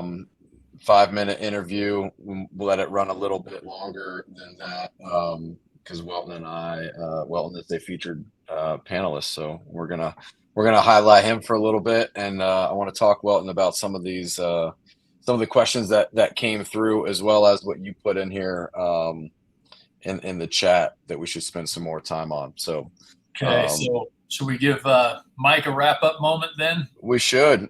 Mike, let's give a wrap up here, Mike. No, listen, I appreciate the time and listen, I love the fact that each member of the panel does something a little bit different and a little bit complementary. So I think, the thing you got to know about marketing is, understanding the customer insights, making sure you're applying those both to social media and to your paid media is critical to success. You take one of those pieces out and you're just, you're not getting a complete solution. So, for us, we've got SoCal CXP, which is our customer experience measurement program that we conduct in conjunction with the Foresight Companies.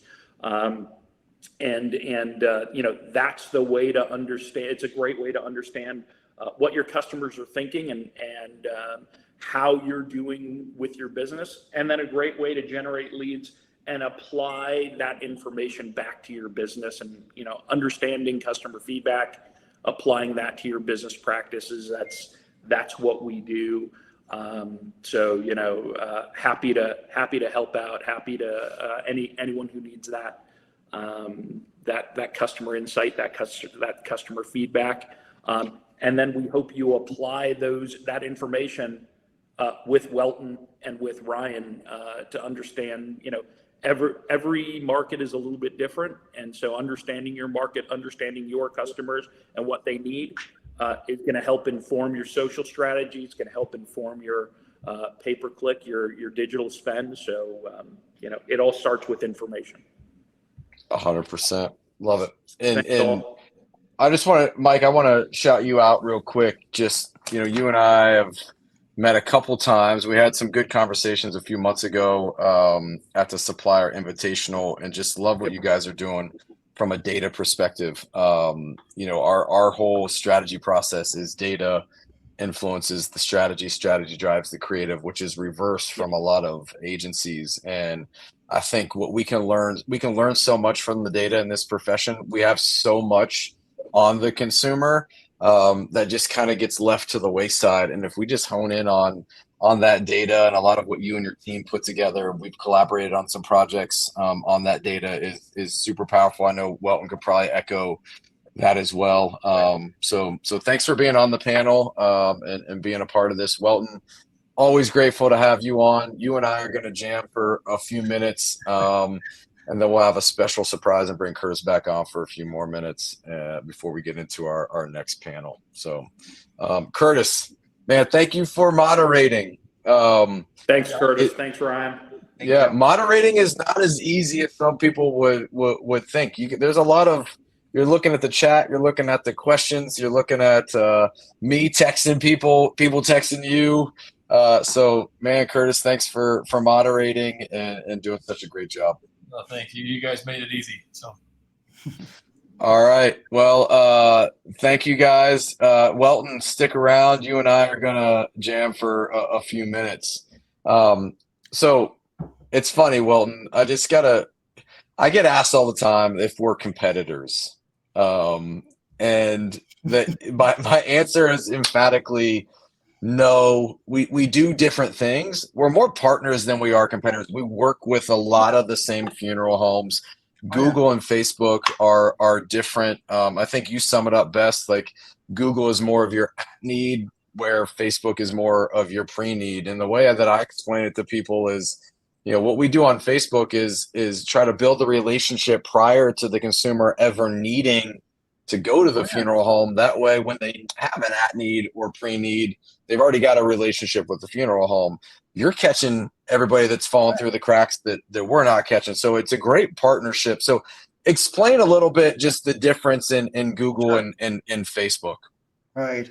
Yeah. So Google is really those who really do not know a funeral home near them yet. That's how I look at it. That's why they go on Google, they type in funeral home near me, right? They're looking for cremation providers. So I would say I kind of call those problem aware people, right? If you're looking for plumbers, you go on Google, you type in plumbers near me, auto repair shop near me, because you don't have any previous relationship yet. So what we're doing here is to capture those who are not loyal to any funeral home yet. But what Ryan does is outrageously critical. So I'll give an example, right? In our local market, any local market, if you look at billboards, TV, radio, you always will see one plumbing company, one HVAC company that brands themselves everywhere. So good old days, let's look at 20 years ago. That particular, let's say that HVAC company, they brand everywhere. But back then, Yellow Pages is where you actually go through to look up HVAC, right? But as you're scanning through that page on the Yellow Pages, you're looking at, hey, oh wow, I heard of them before. I saw them before, right? I saw them on TV. That's most likely the one you will call first. And that's what Ryan doing. It's pushing your brand out there. That way, right? And statistics take 7 touches for that message to sink in, that brand to sink in. So by the time they're mindful, they started going online to do their research. Now they see you popping on first page of Google. You will most likely be the first one they will be calling. So really work in tandem. I love it. I love it. So good. So good. You're so right on. It's kind of like the analogy I heard someone say once was like, someone's driving down the road, they see the billboard for the Cadillac, and then they're online and they see an ad for the Cadillac, and then later that night they're scrolling through Facebook and they see the Cadillac ad and they're like, babe, this is a God thing. It's meant to be. I've seen this. We got to go get this Cadillac, right? So it's it takes a lot of partnerships to effectively run a funeral home, market a funeral home, serve the consumer the right way. So no, I've never looked at Welton as a competitor. I call Welton and go, hey, we need help with this. You've got access to this. Let's work together. So it's great. So Welton, you had put in the chat earlier a topic that we need to discuss. It's been interesting. It's come up a few times in some other arenas. There hasn't been a whole lot of information, but talk to me about websites that comply with ADA law and conform with. There's a lot of acronyms here. WCAG 2.1 guidelines. Break that down. Tell the people. Yeah, unfortunately, again, I'm all for making sure your website it's accessible by anybody, right? Whether you're blind or hearing impaired, right? All for it. But there are firms out there purposely preying on specific small businesses. So last year in the state of California, a particular firm went after restaurants. That's all they did. Went after small mom and pop restaurants, right? Sent them legal letters, and mainly here is, hey, they want money. And it's not a lot of money, right? $4,000, $10,000 here and there. As a small business owner, I'm just gonna pay them off, right? So you got freaked out, you're scared. Okay, let me just pay them off. Yeah. So that's what they did last year, and got the DA involved to try to shut them down. This year, unfortunately, it's going all over again. Different group, right? It's called Apex Trail Law. They went after breweries, your small dentists, wineries, and unfortunately, funeral homes and cemetery is also one of the vertical they're going after. So my suggestion is to work with your web development company. They all have solutions already, though, right? It's typically just a plug-in the app to your website, and very often it's through UserWay or another company called Accessibility. And you just have to add it on. And I will call that more or less insurance policy these days. It's not cheap to do, but you got to make sure your website is accessible by all. And before you get a legal letter, it might be good to install that already. Yeah, absolutely. So yeah, definitely check with your website provider on that. And Curtis can probably give us a little more insight too when I bring him back on. But Welton, it's always great to jam with you. You are a wealth of knowledge in this space. It's been fun over the years to run in the same circles and collaborate on a number of different projects with a number of different clients. So thank you for that. Any parting words that you want to leave us with, or anything burning deep down inside that we should ask? And I'm going to go through here. I'll have you answer this question before we get to that real quick. Has Google become the trusted review platform, or is Yelp still relevant? It says, I feel like a world is aware Yelp is essentially a protection racket now. Is Trustpilot making any headway in the funeral service industry? Right. I would say it depends by industry, of course. So in death care, Google is still the main dominant one. However, anytime you go on Google, you're typing your own brand name, right? That's an ABC funeral home. Mm-hmm. Google reviews will show up, obviously. Facebook reviews will show up on first page of Google. Yelp reviews will also show up on first page of Google, right? So you want to make sure not just focus on Google. All of us are talking about Google, but you want to make sure you have good reviews on Facebook, good reviews on Yelp as well. Right? It's like a huge disconnect as a consumer. I'm like, wow, this firm has a lot of good reviews on Google, and overall rating on Facebook or Yelp is like 3-star. Then you don't trust that firm as much anymore. So unfortunately, you have to pay attention to all. Yeah, I mean, so how relevant? Facebook reviews are indexed into Google search results, right? So how do you get? Well, what's your best recommendation for a funeral home to get reviews on those platforms? Right. I would still say ask, but it's unfortunately you just have to ask though. Right. So let me ask you this then. Sure. How should they ask? And I'll give you an example. The last car that I bought, the sales guy sends me a text and he says, "Hey, will you go on Google and leave me a good review?" Right. I'm like, "Yeah, definitely, no doubt, absolutely, great buying experience. You're the man." Well, I'm busy. I never went on Google. About a month later, he texted me. He said, "Hey, I noticed you didn't leave that review. Can you help me out and do that? Here's the link." Well, yeah, then it was easy. I just click the link and go leave the review. So how do you recommend that a funeral home asks? Yep. And obviously it's very sensitive, right? It's very, very hard to be asking grieving families for a review. So this is typically my suggestion is after the service, genuinely, hopefully most funeral homes do this, but many of them don't, is the day after the service, I would have the funeral director call the families. That call is obviously a very, very genuine call, but you want to figure out, are they happy or are they not happy with the service? If they weren't happy with the service before they even went online to vent, you capture them already. Then hopefully you can address it on the spot. So that's how I would think to defend negative reviews from going online first. And at the same time, if they're happy, then genuinely what I would do is I would just ask them, really appreciate if you can go on Google and leave us a feedback. I always frame it as a feedback, not a review. Right? Really appreciate if you go online or go on Google, leave us a feedback so we can continuously know what we could improve here. So then you can send them an email with a direct link to it. Love it. Right. Love it. All right, Welton. Appreciate you, my friend. Thank you. Thanks for being on the panel and being a featured panelist. Thank you. We'll talk soon. We'll see Later. you. Bye-bye.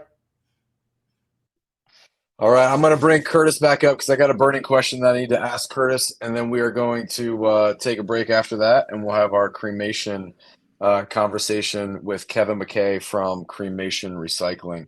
So, Curtis, Welton talked about the ADA websites. You're the expert on websites. So, what's this all about? What is Tukios doing in this regard? Yeah, I mean, Welton kind of hit the providers, right? Userway or Accessibly, and they're like $50 a month to $25 a month. But if anybody we've got online here that's like a Tukios website, you've probably already heard from like your account manager here, and we're trying to do quarterly coachings at least with each one of those websites. And part of that right now is making sure they have the ADA compliance on there if they want it. And you'll be surprised when you talk to that rep what we're able to do there. Most of them were able to get the boxes checked and the accessibility in place without any sort of fee. And that's, yeah. So yeah, that would be like if you're on the call and you're like, whoa, yeah, I need to do something now. I don't want to get that scary letter or pay anybody off. Like, get in touch with us, call our support line or your account manager if you've already been communicating with them, if you haven't turned that on. And it'll just throw that floating icon on your website. Like Welton mentioned, it handles all kinds of hearing impaired, dyslexia, even color blindness, all kinds of stuff. So wow, cool, awesome. All right, so good. Tukios is leading on that. So all right, when I think about Tukios, lately I've thought about websites heavily. But do you still do video? Of course, yeah. Yeah, man. I mean, we're still doing a ton of videos. The video business continues to grow. I mean, we kind of got such a market penetration with that product that we have pivoted a lot of our marketing and messaging to websites since that's where most of our growth is now. Mm-hmm. But yeah, still doing videos.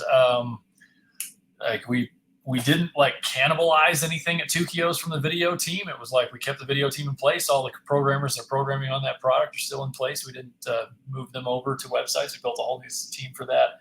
And so there's still some stuff going on, like in terms of innovation and a lot of, as the product just gets bigger and bigger. I mean, we throw out stats every once in a while, like our quarterly meetings, just how many like hundreds of millions of photos we now have in the database. Like there's just, I don't even remember, like exabytes or something, some crazy word of data that the video software has. And not only are we keeping all the photos, we're keeping the rendered videos, and there's just so much content. And so with that, I'm just saying that because with that comes like a different business strategy where it's all about like making sure this thing is like bulletproof, stable, handling scale, handling all the volume, and all the data storage and everything else. And so, yeah, a lot of infrastructure rebuilding stuff on the coding side, which is not always as sexy as like, launching new stuff.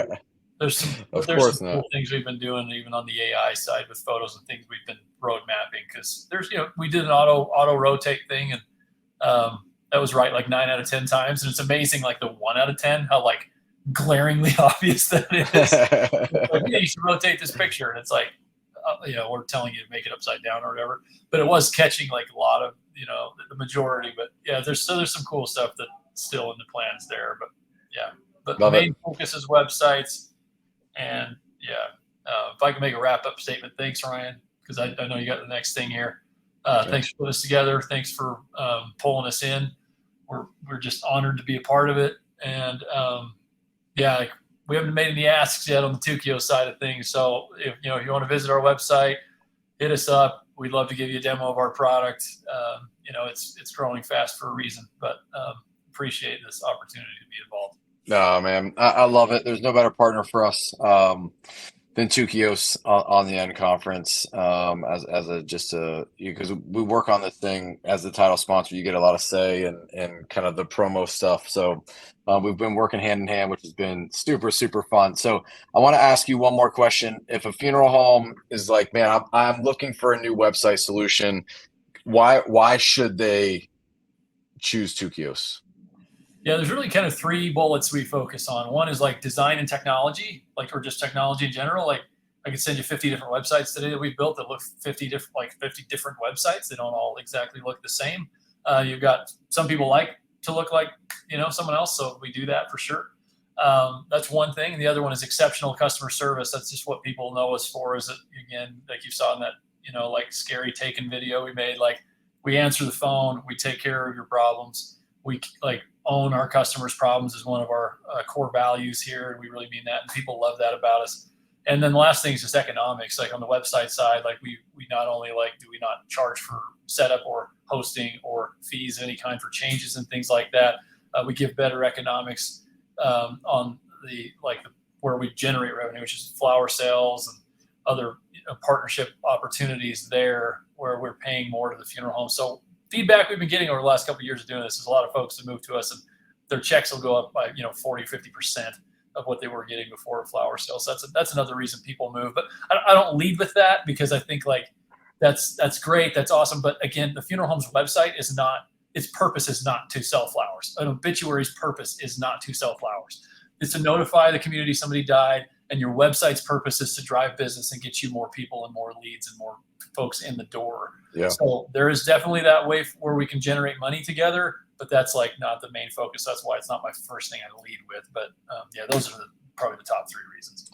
Well, one of the things I love about you. The other thing too is, the website's becoming a data hub, as you and I are going to talk about in an upcoming webinar on data. There's just a lot of data that's coming through a website that, Mike talked about it on the last panel. We have this influx of data. We can leverage the data to serve families better, build better products, do different things that really resonate and build those relationships that keep that family coming back to the funeral home, and attract new families and grow market share. So excited to partner with you on that. But man, thank you so much. Thanks for moderating the last panel. Thanks for your flexibility to just jump on. It's fun because you and I don't script anything. We have done 2 different webinars together now. For the first one we did was almost a 2-hour webinar. Like people stayed on for over 45 minutes and asked questions. We don't script anything. It's just off the fly. And so I love that, because we can just jam, and the information is so valuable, and you're super transparent. There's nobody in the space that's more transparent than you on what you're building, what you're doing, and how it's going to serve the profession. So thanks for that. I appreciate it. Thanks, Ryan. All right, brother. Thank you. We are going to take a quick 5-minute break, and we will be back with Kevin McKay from Cremation Recycling. You know, Tukios, you know, Tukios. Websites and videos, I'm using Tukios. Everything I need and more, I'm using Tukios. websites and videos, I'm using Tukios. Everything I need and more, I'm using Tukios. Better than ever before, I'm using Tukios. Tukios, yeah. Hey, yeah, gonna say it right now. Simple software, they're the best now, hands down. Curtis Funk leading, what you know about that? Commission so high, like Snoop wrote the contract. AI's real good, but the people still real. Call them up, give them love, man. Tell them how you feel. Websites, everything but a cookie cutter. It means your site looks better than every other. Websites and videos, I'm using Tukios. Everything I need and more, I'm using Tukios. Better than ever before, I'm using Tukios. Tukios, yeah. Websites and videos, I'm using Tukios. Everything I need and more, I'm using Tukios. Better than ever before, I'm using Tukios. Tukios, Chad Romney on the horns now.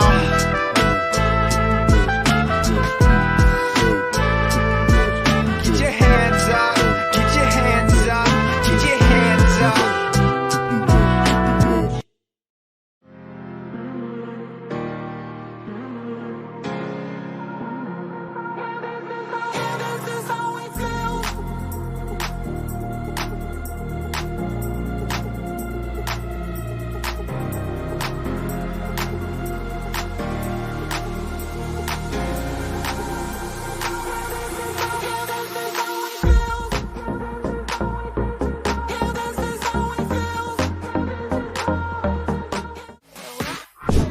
Wish you could slide into my mind. It's what outside, and so am I.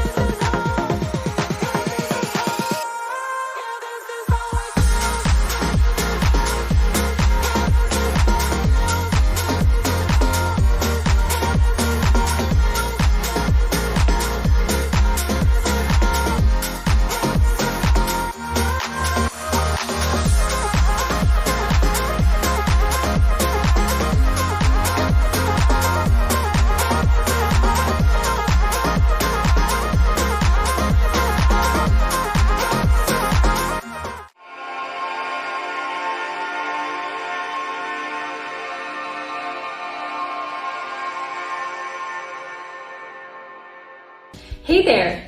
If you haven't heard yet, Tukios has embraced AI technology and is using it to moderate guest books and write obituaries. You're probably thinking, that's awesome! But what exactly is AI and how does it work? Well, AI, or artificial intelligence, uses machines to simulate human thinking. Crazy, right? So, next time you use the Tukios AI Guestbook Moderator and AI Overwriter, know that this is what's going on behind the scenes.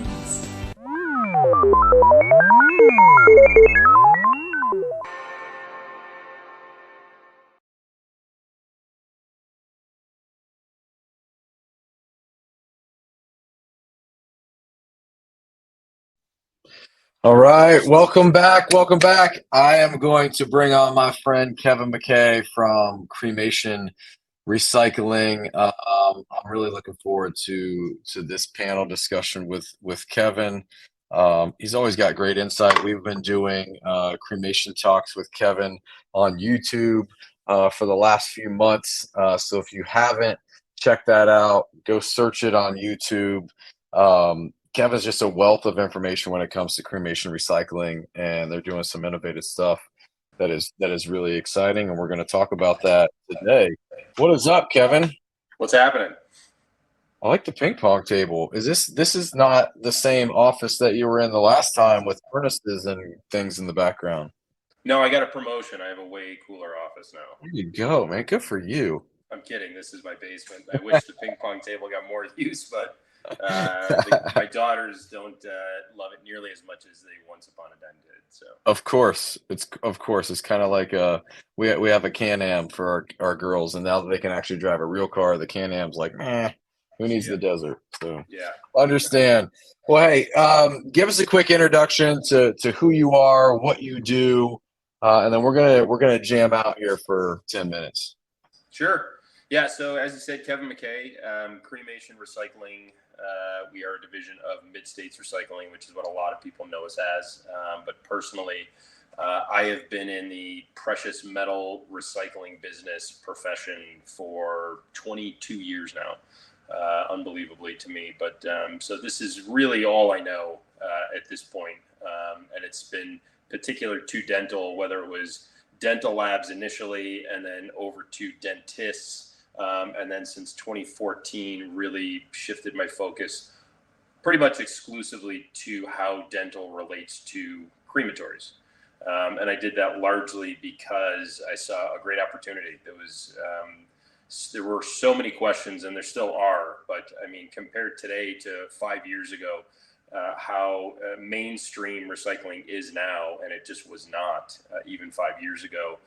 But even really just the conversation, people have a better understanding now of things they should be asking and things that they should be looking for from the recycler. So Yeah. It was a great opportunity. It's so good, so good. And you gave us a download I wanna draw attention to as well. So here's a call to action where somebody can go learn more about you, but also in the handout section, make sure you hop in the handout section. So it's in under the apps tab. You can click handouts for you attendees. There is a recycler comparison download that Kevin put together that you can check out. So please go download that.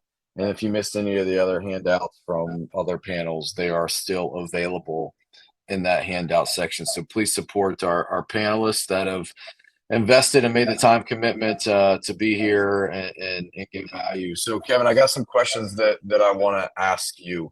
Sure. And I just want to get nitty gritty. I want to get down to it. What do you think separates you from your competitors? Well, I would say what we talk about most often with potential clients and current clients, they still have people marketing to them. What we sort of touch on more than anything is our level of transparency. So the word transparency gets thrown around a lot, but it really doesn't mean anything unless you can back it up with actual transparent practices. Yeah. And you kind of touched on it a second ago in the handouts section. The flyer is pretty self-explanatory. There is a link to a 10 or 11 minute webinar, which sort of just touches on 6 mistakes that a lot of crematories make. One of it does highlight sort of going over the differences between one settlement statement and another. So if somebody were to just look at that settlement statement, as you suggested they do, it probably would be served better if they actually called and talked to me about it, because I could walk them through it, because it won't make much sense if somebody doesn't really know what they're looking at. But on the point of the settlement statement, is that's the report that they get after they send in their metal. So just very sort of broadly, a crematory generates metal from cremating bodies, and when they send that in, they're effectively sending this metal to a recycling facility, and they're tasking them with melting that, sampling it, and properly assaying it to analyze it and to report back to them, what was this? What did I send you? So if you don't have detailed reporting saying this is what it was, and instead just saying, hey, you had $2,000, to me, that leaves a lot unclear. And that's where a lot of questions still sort of reside, or at least it breeds a lot of questions, because naturally some people are just going to say, well, that's great, or that was terrible, or either way, I have no idea how they got to that number. So being transparent, to answer your question, I think is what separates us. And lastly is the last sort of interview we did, we were in the plant, and I left you with that, is we love inviting and having current clients and prospective clients come in and actually see it, because they will see our facility, they will know how we operate and how we function, but also they'll actually get to watch the process, and they'll probably walk away having a much better understanding of what it means to send your metal in to be recycled. I love it. I love it. I mean, so I'm going to guess that transparency and trust is one of the most significant aspects a recycler can offer their client. It really is. This is such a, as a sort of, illustrated, how it works. It's such a blind item, which, requires a lot of trust and faith in who you're sending it to. So there are steps that are involved to sort of establish confidence in the faith that you might have in the recycler that you use. Starting with, ask somebody who has been to their facility, or ask somebody who has at least used them numerous times, and ask that person, meaning a fellow crematory owner, why do you like them? What did they do to sort of set themselves apart? But it requires a lot of trust, and we know that. So that's why we go to the lengths that we do to sort of, instill more confidence in them. It's why we give a lot of detailed reporting, because we want people to feel comfortable and, not always feel like, well, that was a transaction, but they walk away from it feeling really good about what they just did. That's good. That's good. All right. What is the easiest way a crematory can make a substantial difference in how effective their crematory's recycling program operates?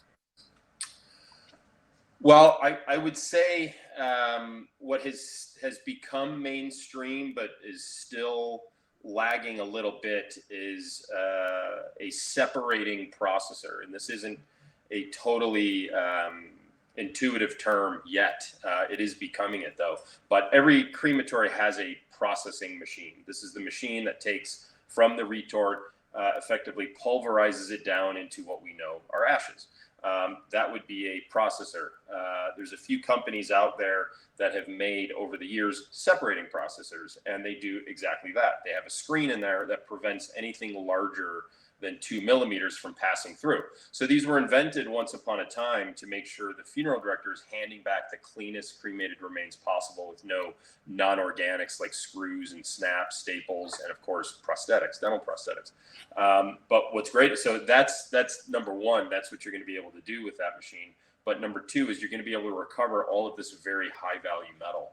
Without it, it's a pretty arduous task to ask the operator to pick all of this stuff out and hope that they actually find it. So to answer your question, I would say a separating processor, we have countless examples of it's night and day. People who have gone from, generating, $5 or $10 per cremation to getting, $50, $75, even $100 per cremation, just because they're finally now finding everything and they're not having to do anything. The machine does it for them. Wow. It's a big difference. It's a big difference. Yeah. So sometimes recycling is promoted while other times refining is. What is the difference? I've heard this 1,000 times. Like, yeah, what is the difference? Such a good question. Yes. So really, in a nutshell, because it could go a lot longer, is this ultimately all this metal? So we think about recycling. I think most people, if you said recycle, the image that would pop in somebody's head is a soda can, right? They would think that. So effectively, it's the same thing. So you're taking metal that no longer has use as a soda can, for instance, or a knee or a hip. That's going to get melted down and be turned into something else. The process of when it gets turned into something else is it effectively just becomes that metal again. That's refining it. So I can't speak really intelligently about that aluminum can, but dental metal, for instance, when we assay that or analyze it, we're finding 20 plus different elements in there. We're looking for gold, palladium, platinum, silver, but there's cobalt, nickel, titanium, you name it. What we need to do as a recycler is melt that down, properly sample it so that we can properly assay it or analyze it. At that point, we can tell a client, this is precisely what you have in what you sent. That is, in a nutshell, the recycling process. From there, those bars, that client's mixed with hundreds of other clients, goes off to somebody who is effectively a fabricator. That fabricator is going to refine this metal down to stream out essentially the gold, the silver, the platinum, all those metals, because they now have all these orders from, you name it, from Intel to Boeing to name 100 different companies that say, hey, I need this specific alloy. That fabricator wants to make that. So in order to do that, they need to refine that metal. As it relates to a crematory, it doesn't have any bearing whatsoever, and they don't need it. So it's kind of confusing, to be honest with you. And as I say that, I realize it's in our name, but because we do some refining. But this is also why we have cremation recycling specifically for this sector, is because all we do is the recycling, which again, in a nutshell, is smelting and assaying. A lot of stuff in there. A lot of stuff in there. I love it. All right, give us some parting words real quick. If you could, you got a captive audience. Give us 30 seconds. Anything that you want to say. Well, I'll keep it to this, but I would say you've given us a great platform here to talk, as usual, to reach out to a lot of people. As I touched on, this is a business that requires a lot of trust, which can start with some good conversation. The link to that webinar, I really encourage people. You'll get more of me because it's about 11 minutes of me talking and some video, but that'll be a really good foundation. I'm always available to have conversations with folks. So really that is reach out, please, because I love talking about this stuff, as you can probably tell. And I would dub myself an expert at this point. Say you're an expert. You're our resident expert. You're our go-to.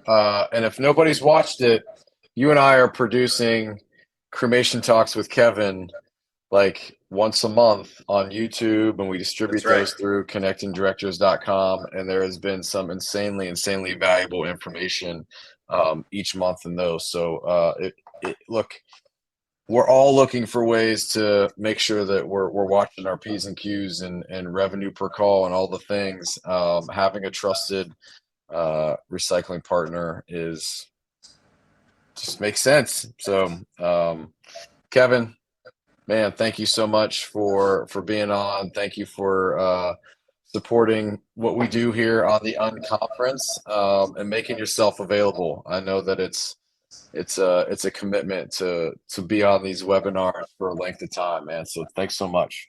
Well, I appreciate having me. I always love the opportunity. So anytime, I'll jump on. So thanks so much for doing this and for having me. You bet. And go download the handout from Kevin in the handout section, and watch that webinar. Information is powerful. So the more information, the better you can inform yourself, the better you're going to be able to operate your business. So thanks so much, Kevin. Thank you. All right, we are going to move into our innovation panel. I've been excited about this. 2 companies that are doing some really dope things.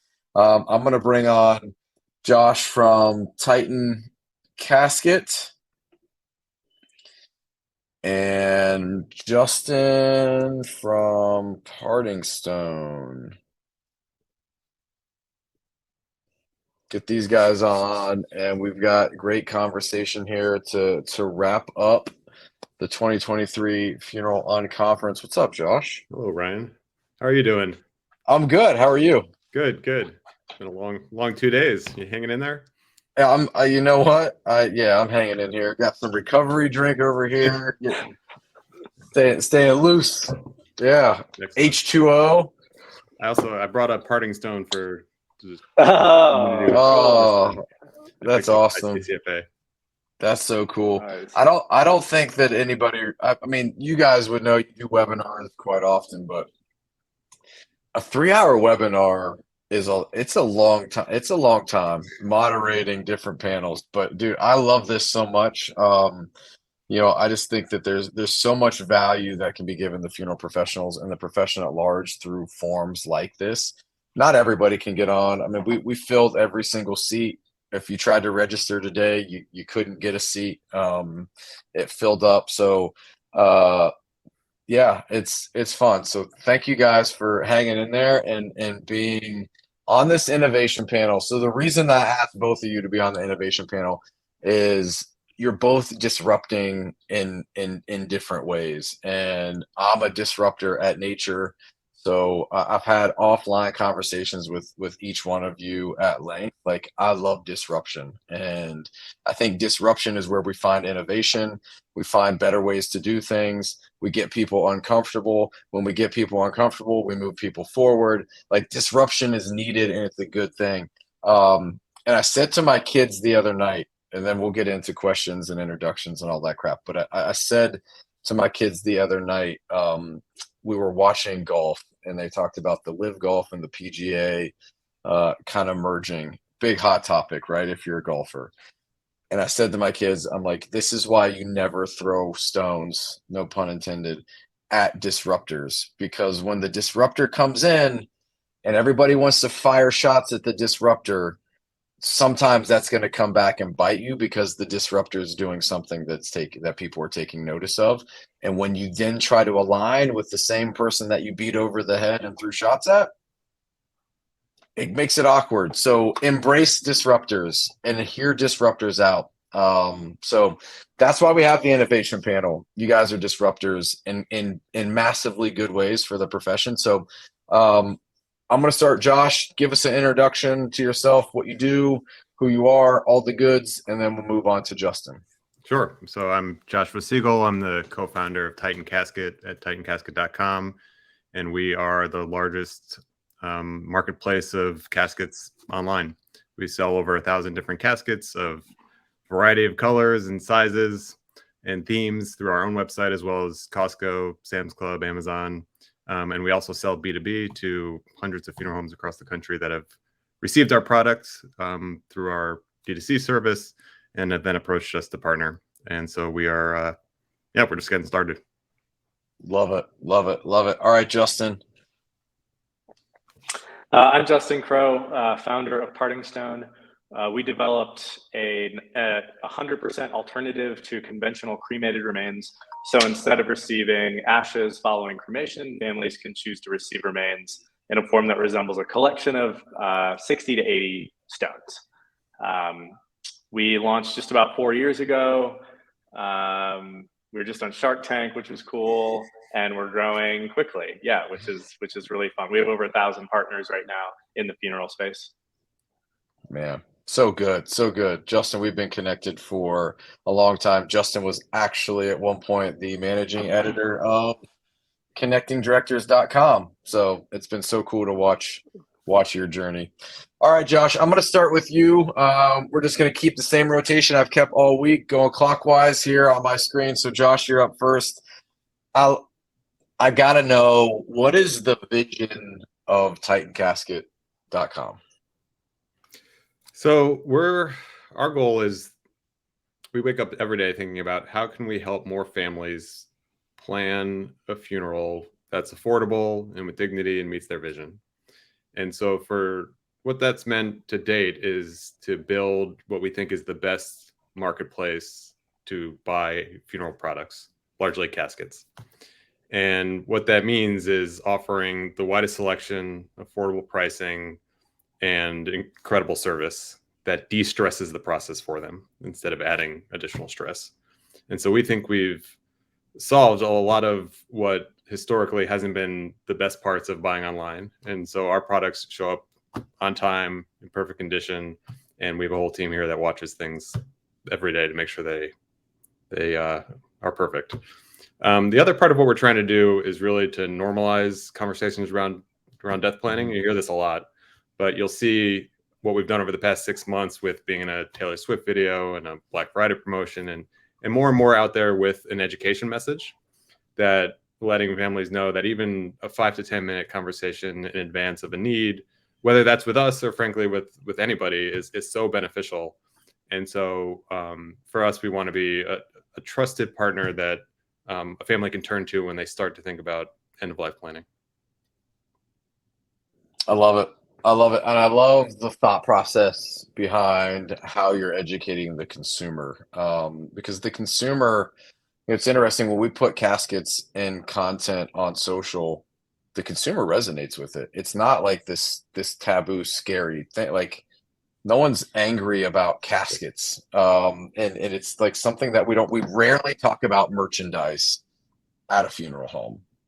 Funeral homes don't put out content about merchandise. I don't know why. We try to push it. And you guys have seen tremendous success, to use your language, like normalizing the casket and normalizing that conversation. That in itself is beneficial to the entire profession. The more we can normalize the consumer talking, whether it's a casket or about the funeral process or an urn or like what Justin's doing with Parting Stone, the more conversations we can have the consumers a part of, the more valuable it is for the profession at large. So you guys are doing that very, very well. Justin, all right, we have a call to action that the team will throw up if you want to learn more about how to partner with Parting Stone. But Justin, my first question for you: what is driving the rapid innovation that we've seen in the last 5 years? My opinion is that it is clearly the consumer. It's the family driving the innovation. And the way, I'm a first generation death care professional. Was not born into the industry and came in with kind of a fresh look, and I had a lot of learning to do, but came in at a really interesting time. And, we've seen things like alkaline hydrolysis, natural organic reduction, the casket selling on Amazon, which, Josh, I don't know if you know this, but I, before anyone knew about Titan, was like doing Amazon research to figure out how many sales you were making and stuff. So cool to watch your progress from there. And yeah, I think this is almost certainly the consumer driving this. They want this. Is it so? To piggyback off that, then if the consumer wants it and the consumer is driving it, isn't it our responsibility to give it to them? I don't know if it's our responsibility, but it is our opportunity to give it to them. I think Good answer. I think caskets or burial had hundreds of years to develop rituals. And we eventually developed a ritual that, I don't know if this data point is still true, but at some point was an $8,500 value ritual. And we're only really like 30 or 40 years into cremation being a common or even non-taboo practice. We've only had 30 years to develop valuable rituals for families choosing cremation. And I'm talking valuable in terms of like internal value for the family and value for the funeral home. And it's not like families stopped having $8,500 to spend on death care. It's that we stopped giving them an $8,500 experience with cremation. And I think there's a huge opportunity there. And that's what we're doing at Parting Stone, offering a form of remains that you can touch and hold, share with people, travel with. We're providing additional value to that cremation experience for families. Love it, Josh. Same thing, and then I got another question for you, Josh. Like, is it if the consumer wants it, is their responsibility the companies create it and give it to them? I think so. I mean, it just naturally happens. And what you said at the beginning really resonates with me. And I think you can question the Liv's motivations in getting into golf, but Of I don't course, think 1000%. I think if you I certainly don't describe myself as a disruptor. I don't know if Justin would either. I think both of us, I don't want to speak for Justin. I think we wake up every day thinking about how can we improve this experience for consumers and building to that. And that's our North Star. And so when I talk to consumers, but when I also talk to funeral professionals, the principles on how we take care of families and how we serve are the same. It's just a matter of where we're physically coming from and with our business. Love it. So, you talked about the B2C side, but you do a lot on the B2B side with death care profession and partnering with them in an insanely valuable way. Like we have gotten to see it. So how do you work with partners? Yeah, so I mean, what we found over the years is we've added warehouses and increased our delivery times, where we're now 1 to 2 days to any major city. Is that as families bought from us, and as we started delivering to more and more funeral homes, funeral directors saw an opportunity where we have unique colors. We have a ton of oversized options in both sizes and colors that just aren't available often. Our military line has gained a lot of attention. And so instead of the families calling us, we have funeral directors calling us on behalf of families. And from there, we have wholesale rates and all the things you would normally do as a B2B casket company. There's a bunch of different ways we can work. But if principally what we're trying to build here is the best place to shop for funeral products, that means for everybody. And so we're always evolving towards consumers, which 90% of the business is the public, but certainly there's lots of parties to serve. That's good. That's good. I know you're making a lot of inroads on the partnerships with funeral homes, so that's good. And we'll have some questions too at the end from attendees. Justin, I've got one more question for you. What makes innovation in death care challenging? Oh, we've had so many good conversations on that. Man, this is such an interesting industry to introduce a new product or service, and a really interesting industry to market in. One of the big one is you're actively marketing a service or business to people who oftentimes actively avoid thinking about the exact thing you're trying to market, which is a really interesting challenge. I think another challenge is the average person plans 2 funerals in their lifetime. So that's like a really interesting challenge. The funeral industry being a bit more conservative, I think, is a challenge. But I think the key to innovation really is, and I am so grateful for the early adopters of Parting Stone and Solidified Remains, because they are the people in the front lines. They are the people seeing families every day. They're the people that are going to test this. I got somebody to take a chance on a new form of remain, to ask a family, do you want to receive ashes or stones after the cremation? And like that, those couple funeral directors that took that chance changed everything for our company and for me. And they are really the people who have the ability to change this industry for the families and bring more value. That's good. So I want to circle, Josh, back to you. Lindsay asked the question, how does your service benefit the family without hands-on service with a funeral home? But you said something just a second ago that I want to highlight that I think is a relationship to that. Then I'll let you answer it. You said that you were having funeral homes sit down with families that were ordering Titan product and working with them. So is that one way of like a funeral home can partner with the family and make this work? Yeah, absolutely. I mean, I think funeral homes should see us as an extension of their showroom. And so we're not certainly not a replacement for their primary provider, but if, you should think of us as all of a sudden I have 1,000 options. And so if the family comes in and they want, a red 33-inch casket, or they want a certain type of style that we have, from then on, it's no different than working with your provider. And on the other side, we're not trying to, that's all we do is provide the casket. So we're not, and we think we can do as good or better job there in the cases where we have unique selection, but we're not, trying to replace the other parts of the service. So the benefit is affordability and choice, and that's what we're about, and quality. I love it. And it's the thing that, again, we're serving the consumer here, and that goes back to my piece at the beginning about innovation. We need to embrace innovation. We need to embrace change.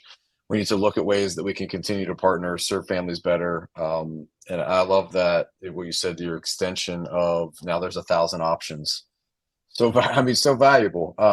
It's, someone wants a really red casket, you have it. They may not be able to get it from their current provider, but they can get it from you, and they can partner with the family in making that happen, and everybody wins in that scenario. So I want to ask you both, and I'll start with you, Josh. What does innovation mean to you? What does innovation mean? I mean, to me, like, I just keep going back to being, maybe I'm brainwashed from being at Amazon for so long, but just being obsessed with customer problems and working on them and trying many things that have either not been seen before, or are inspirations from other industries, or are a million little things that you're doing every day to change your business that are incremental, and being okay with failing a lot on your way to get there. So I don't think innovation it doesn't often arrive in some breakthrough new product, like, sometimes it arrives like Apple released their AR device last week. Yeah. But mostly innovation, I think, happens in 20-minute increments around the table. Let's try this. We had one customer with this problem today. Let's try to solve very deep on that problem and make a change. And you do that every day, and it builds up in weeks and months and years. That's so good. That's so good. Justin, what about you? What do you look at? What's innovation to you? Yeah. So I kind of break this up into a couple different categories. One is this idea of Kaizen, which is a Japanese philosophy of continuous improvement. So it's tiny little things that go towards improving the experience. And then there's innovation, which is big, like larger leaps. And I think both are very, very important. And I tend to agree with Josh that finding customer problems, which are often arising from changing environments, changing technology, changing trends, changing culture, and testing those out. Because if I look back a couple of years, and somebody told me like, oh, like we're going to put caskets on Amazon, like I would have been like, that doesn't make any sense. And if somebody was like, hey, we're going to invent a new form of remains that people can touch. I heard funeral workers directly told me like, that doesn't make any sense. How do you know that families don't want ash? And the thing is, like, I didn't know. And I think a key part of innovation is like taking that risk and doing something risky. I'm kind of rambling now, but that's what I think of when I think of innovation. No, I think you're dead on. I think this profession is ripe for innovation and disruption. Things have been done the same way for so long, and I know that freaks everybody out, and people are going to get mad. And the entire purpose of what we've done over the last 3 days is have panel discussions around how things are changing and what companies can help. You can't do this alone. Like this is a collective profession for a reason, because we need partners.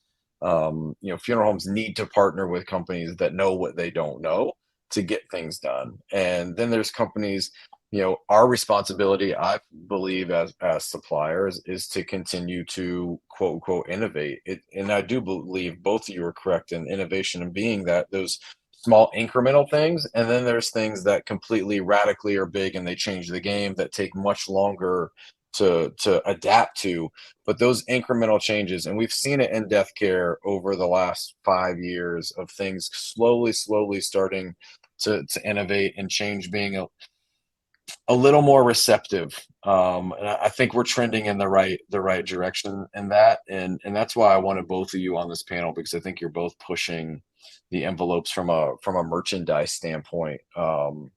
And then Justin, you've created a whole new category of remains. I mean, it just didn't exist, and here it is. And so it's a bigger piece of innovation that takes longer to adapt. But real quickly, I want to give each of you some final statements. And Justin, I'll start with you because I want you to just quickly, the experience of Shark Tank. What was that like?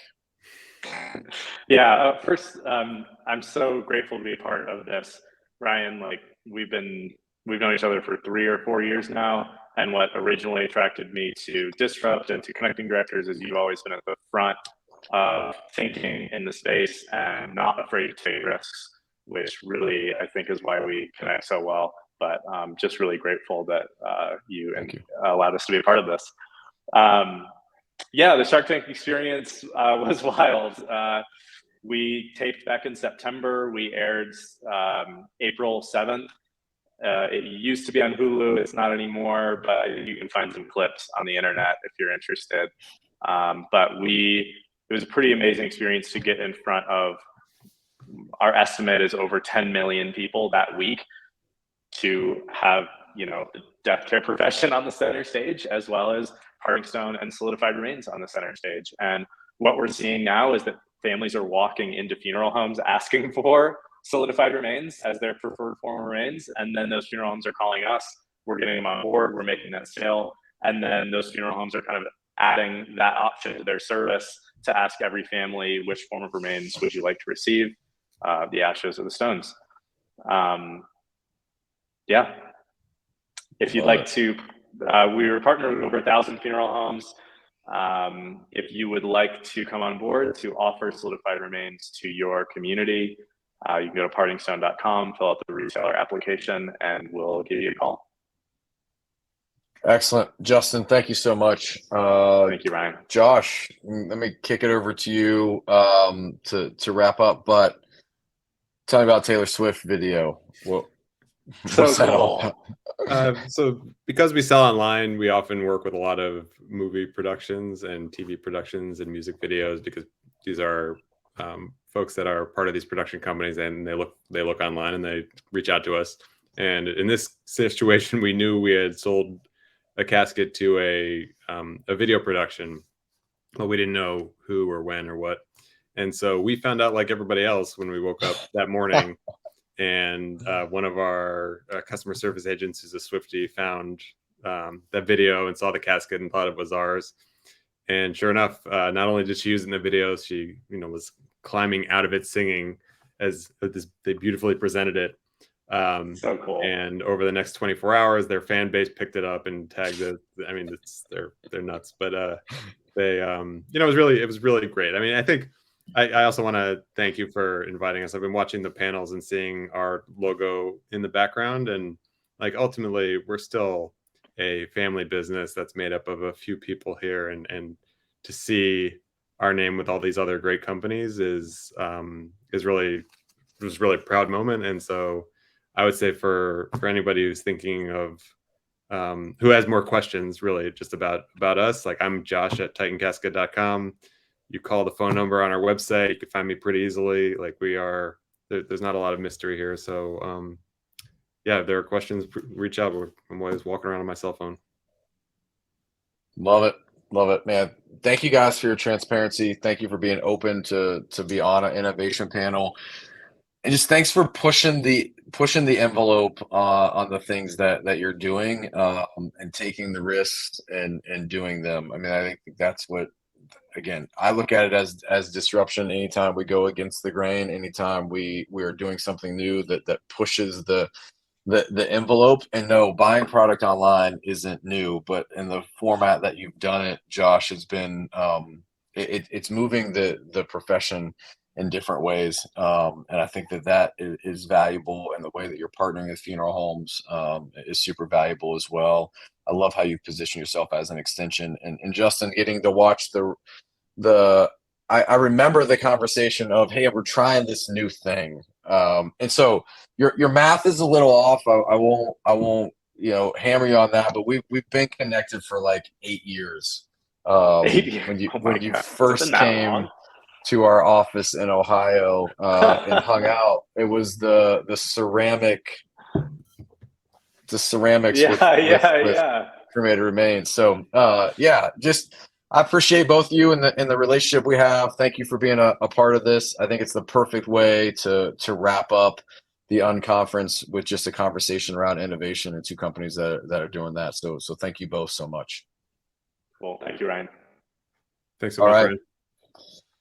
This is it. This is the wrap up of the 2023 Funeral Unconference. So I have a big announcement that I want to make. So all of you that stuck around are going to get to hear it first, and you will get the invite first. There has been such a demand over the last 3 years of doing the unconference from the profession, from the companies that want to be on panels. The amount of information. Our goal with the unconference is to do something that's not done, where we give suppliers the opportunity to just give you straight value, different than being in a booth, different than the ways, continue education hours and different things like that. I like the fast paced, hard hitting, just get value questions out. If you tuned in over the last 2 days, you got so much good information. So the demand has been really high for this.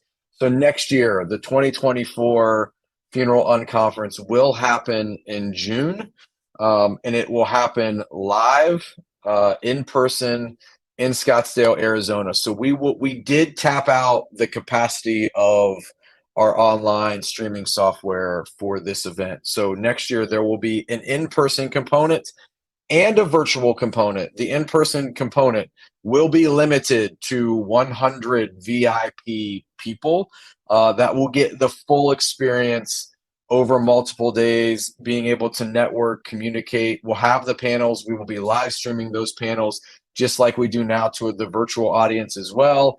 But there's going to be some really cool things that happen in person. And yeah, maybe we play golf with Jake. You're exactly right. So just super excited. So stay tuned for that, because if you are registered for this unconference, you will be the first to know when we open up pre-registration for those 100 VIP seats. It will be capped at 100. I'm excited for it. So I just want to wrap up by saying thank you to all of our panelists, and I want to highlight them again. I know nobody likes it when we read sponsors, but literally this thing doesn't happen without these sponsors, because I can talk for 6 hours, but nobody wants to hear me talk for 6 hours. So our title sponsor, amazing company, great people, insanely creative, open to every idea from a video standpoint. Our team threw at them, and really cool to let us do a wrap.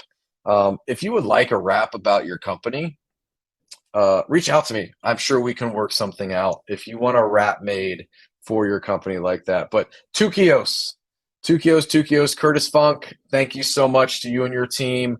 Thank you for moderating. Thank you for being a title sponsor. Thank you for all your input of how we structure this thing and put panels together. Thank you. Our featured sponsors, Legacy.com, John Heald, Welton Hong at RingRing Marketing. Welton and John, two outstanding guys leading amazing companies and brands. And then the rest of our panels, all top notch. This is the best of the best.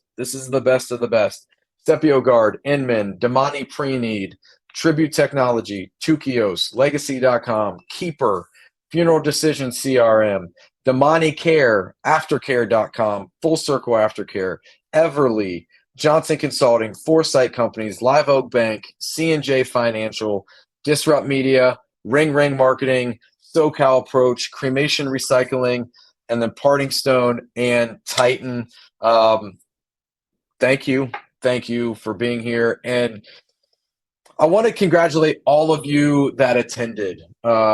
Yes, thank you for being here, but more of a congratulation because you just got a leg up. You did. You got great content over the last 6 hours, over 2 days, where you can digest this and apply it. Look, here's the thing about information. You can take in all the information and knowledge that you want, but if you don't utilize it and you don't apply it back to your business, then you've wasted 6 hours of time here today. So make sure you apply it. Some housekeeping things. We are going to be emailing out the recordings, so they will go on YouTube, and we will email those out, a link to those in the next day or so to everybody that registered. Also, the replay link will be immediately available. You should get an email for the replay link as well. So yes, the replays are available, and I believe through the replay link, you actually have the opportunity to download the replay as well. So everyone that's saying thank you to you, thank you for being here, and that concludes, I think. Is there anything else?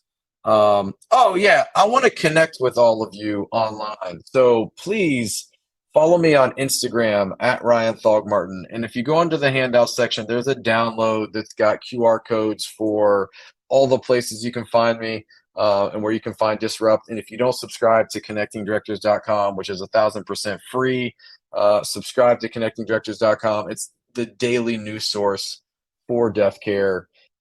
Anything that you want to know, if it's happening on connectingdirectors.com. And there you go. Follow me. Come follow me on Instagram. Great content, value content. I don't post anything that doesn't add value to your life. Disclaimer, you're going to get funeral content. You're going to get family content. You're going to get faith-based content. You're going to get personal development content. Come follow me. That's my shameless plug. Would love to connect with you. Hit me up on IG. Click that button.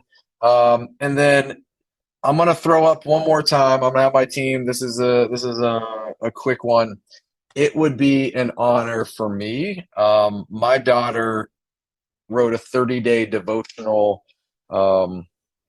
I didn't know it. It's a cool story. I'm going to record a video with her that we'll distribute soon about just how God laid it on her heart to write a devotional. I would love it if you would subscribe to her pre-launch list. I'm telling you what, this girl gets on every day and looks to see how many people has subscribed to her pre-launch list. So the team will throw that link up there. It is KyronK.com. I'm going to throw it right in the chat here as well. It doesn't cost you anything to go subscribe to that. But when she checks it and sees that all my funeral peeps went and subscribed to her pre-launch list, you'll get some emails from her with some content where she's breaking down why she wrote the book and how, and her favorite parts of the devotional and things like that. But man, that's a shameless plug. There you go. The last 3 minutes of this is just a shameless plug. So click that pre-launch list. I love to blow her socks off and just surprise her. So thank you all so much. Appreciate you. And until next year or the next webinar, be looking for the next webinar. We'll do a data webinar, Curtis and I, on first-person data, what's being collected and how can you use it. So be watching for that. Watch for the replay links. Thank you, thank you, thank you. Thank you for what you do every day, serving the families that you serve. You're called to do this, and thank you for doing it. So we'll see you next time.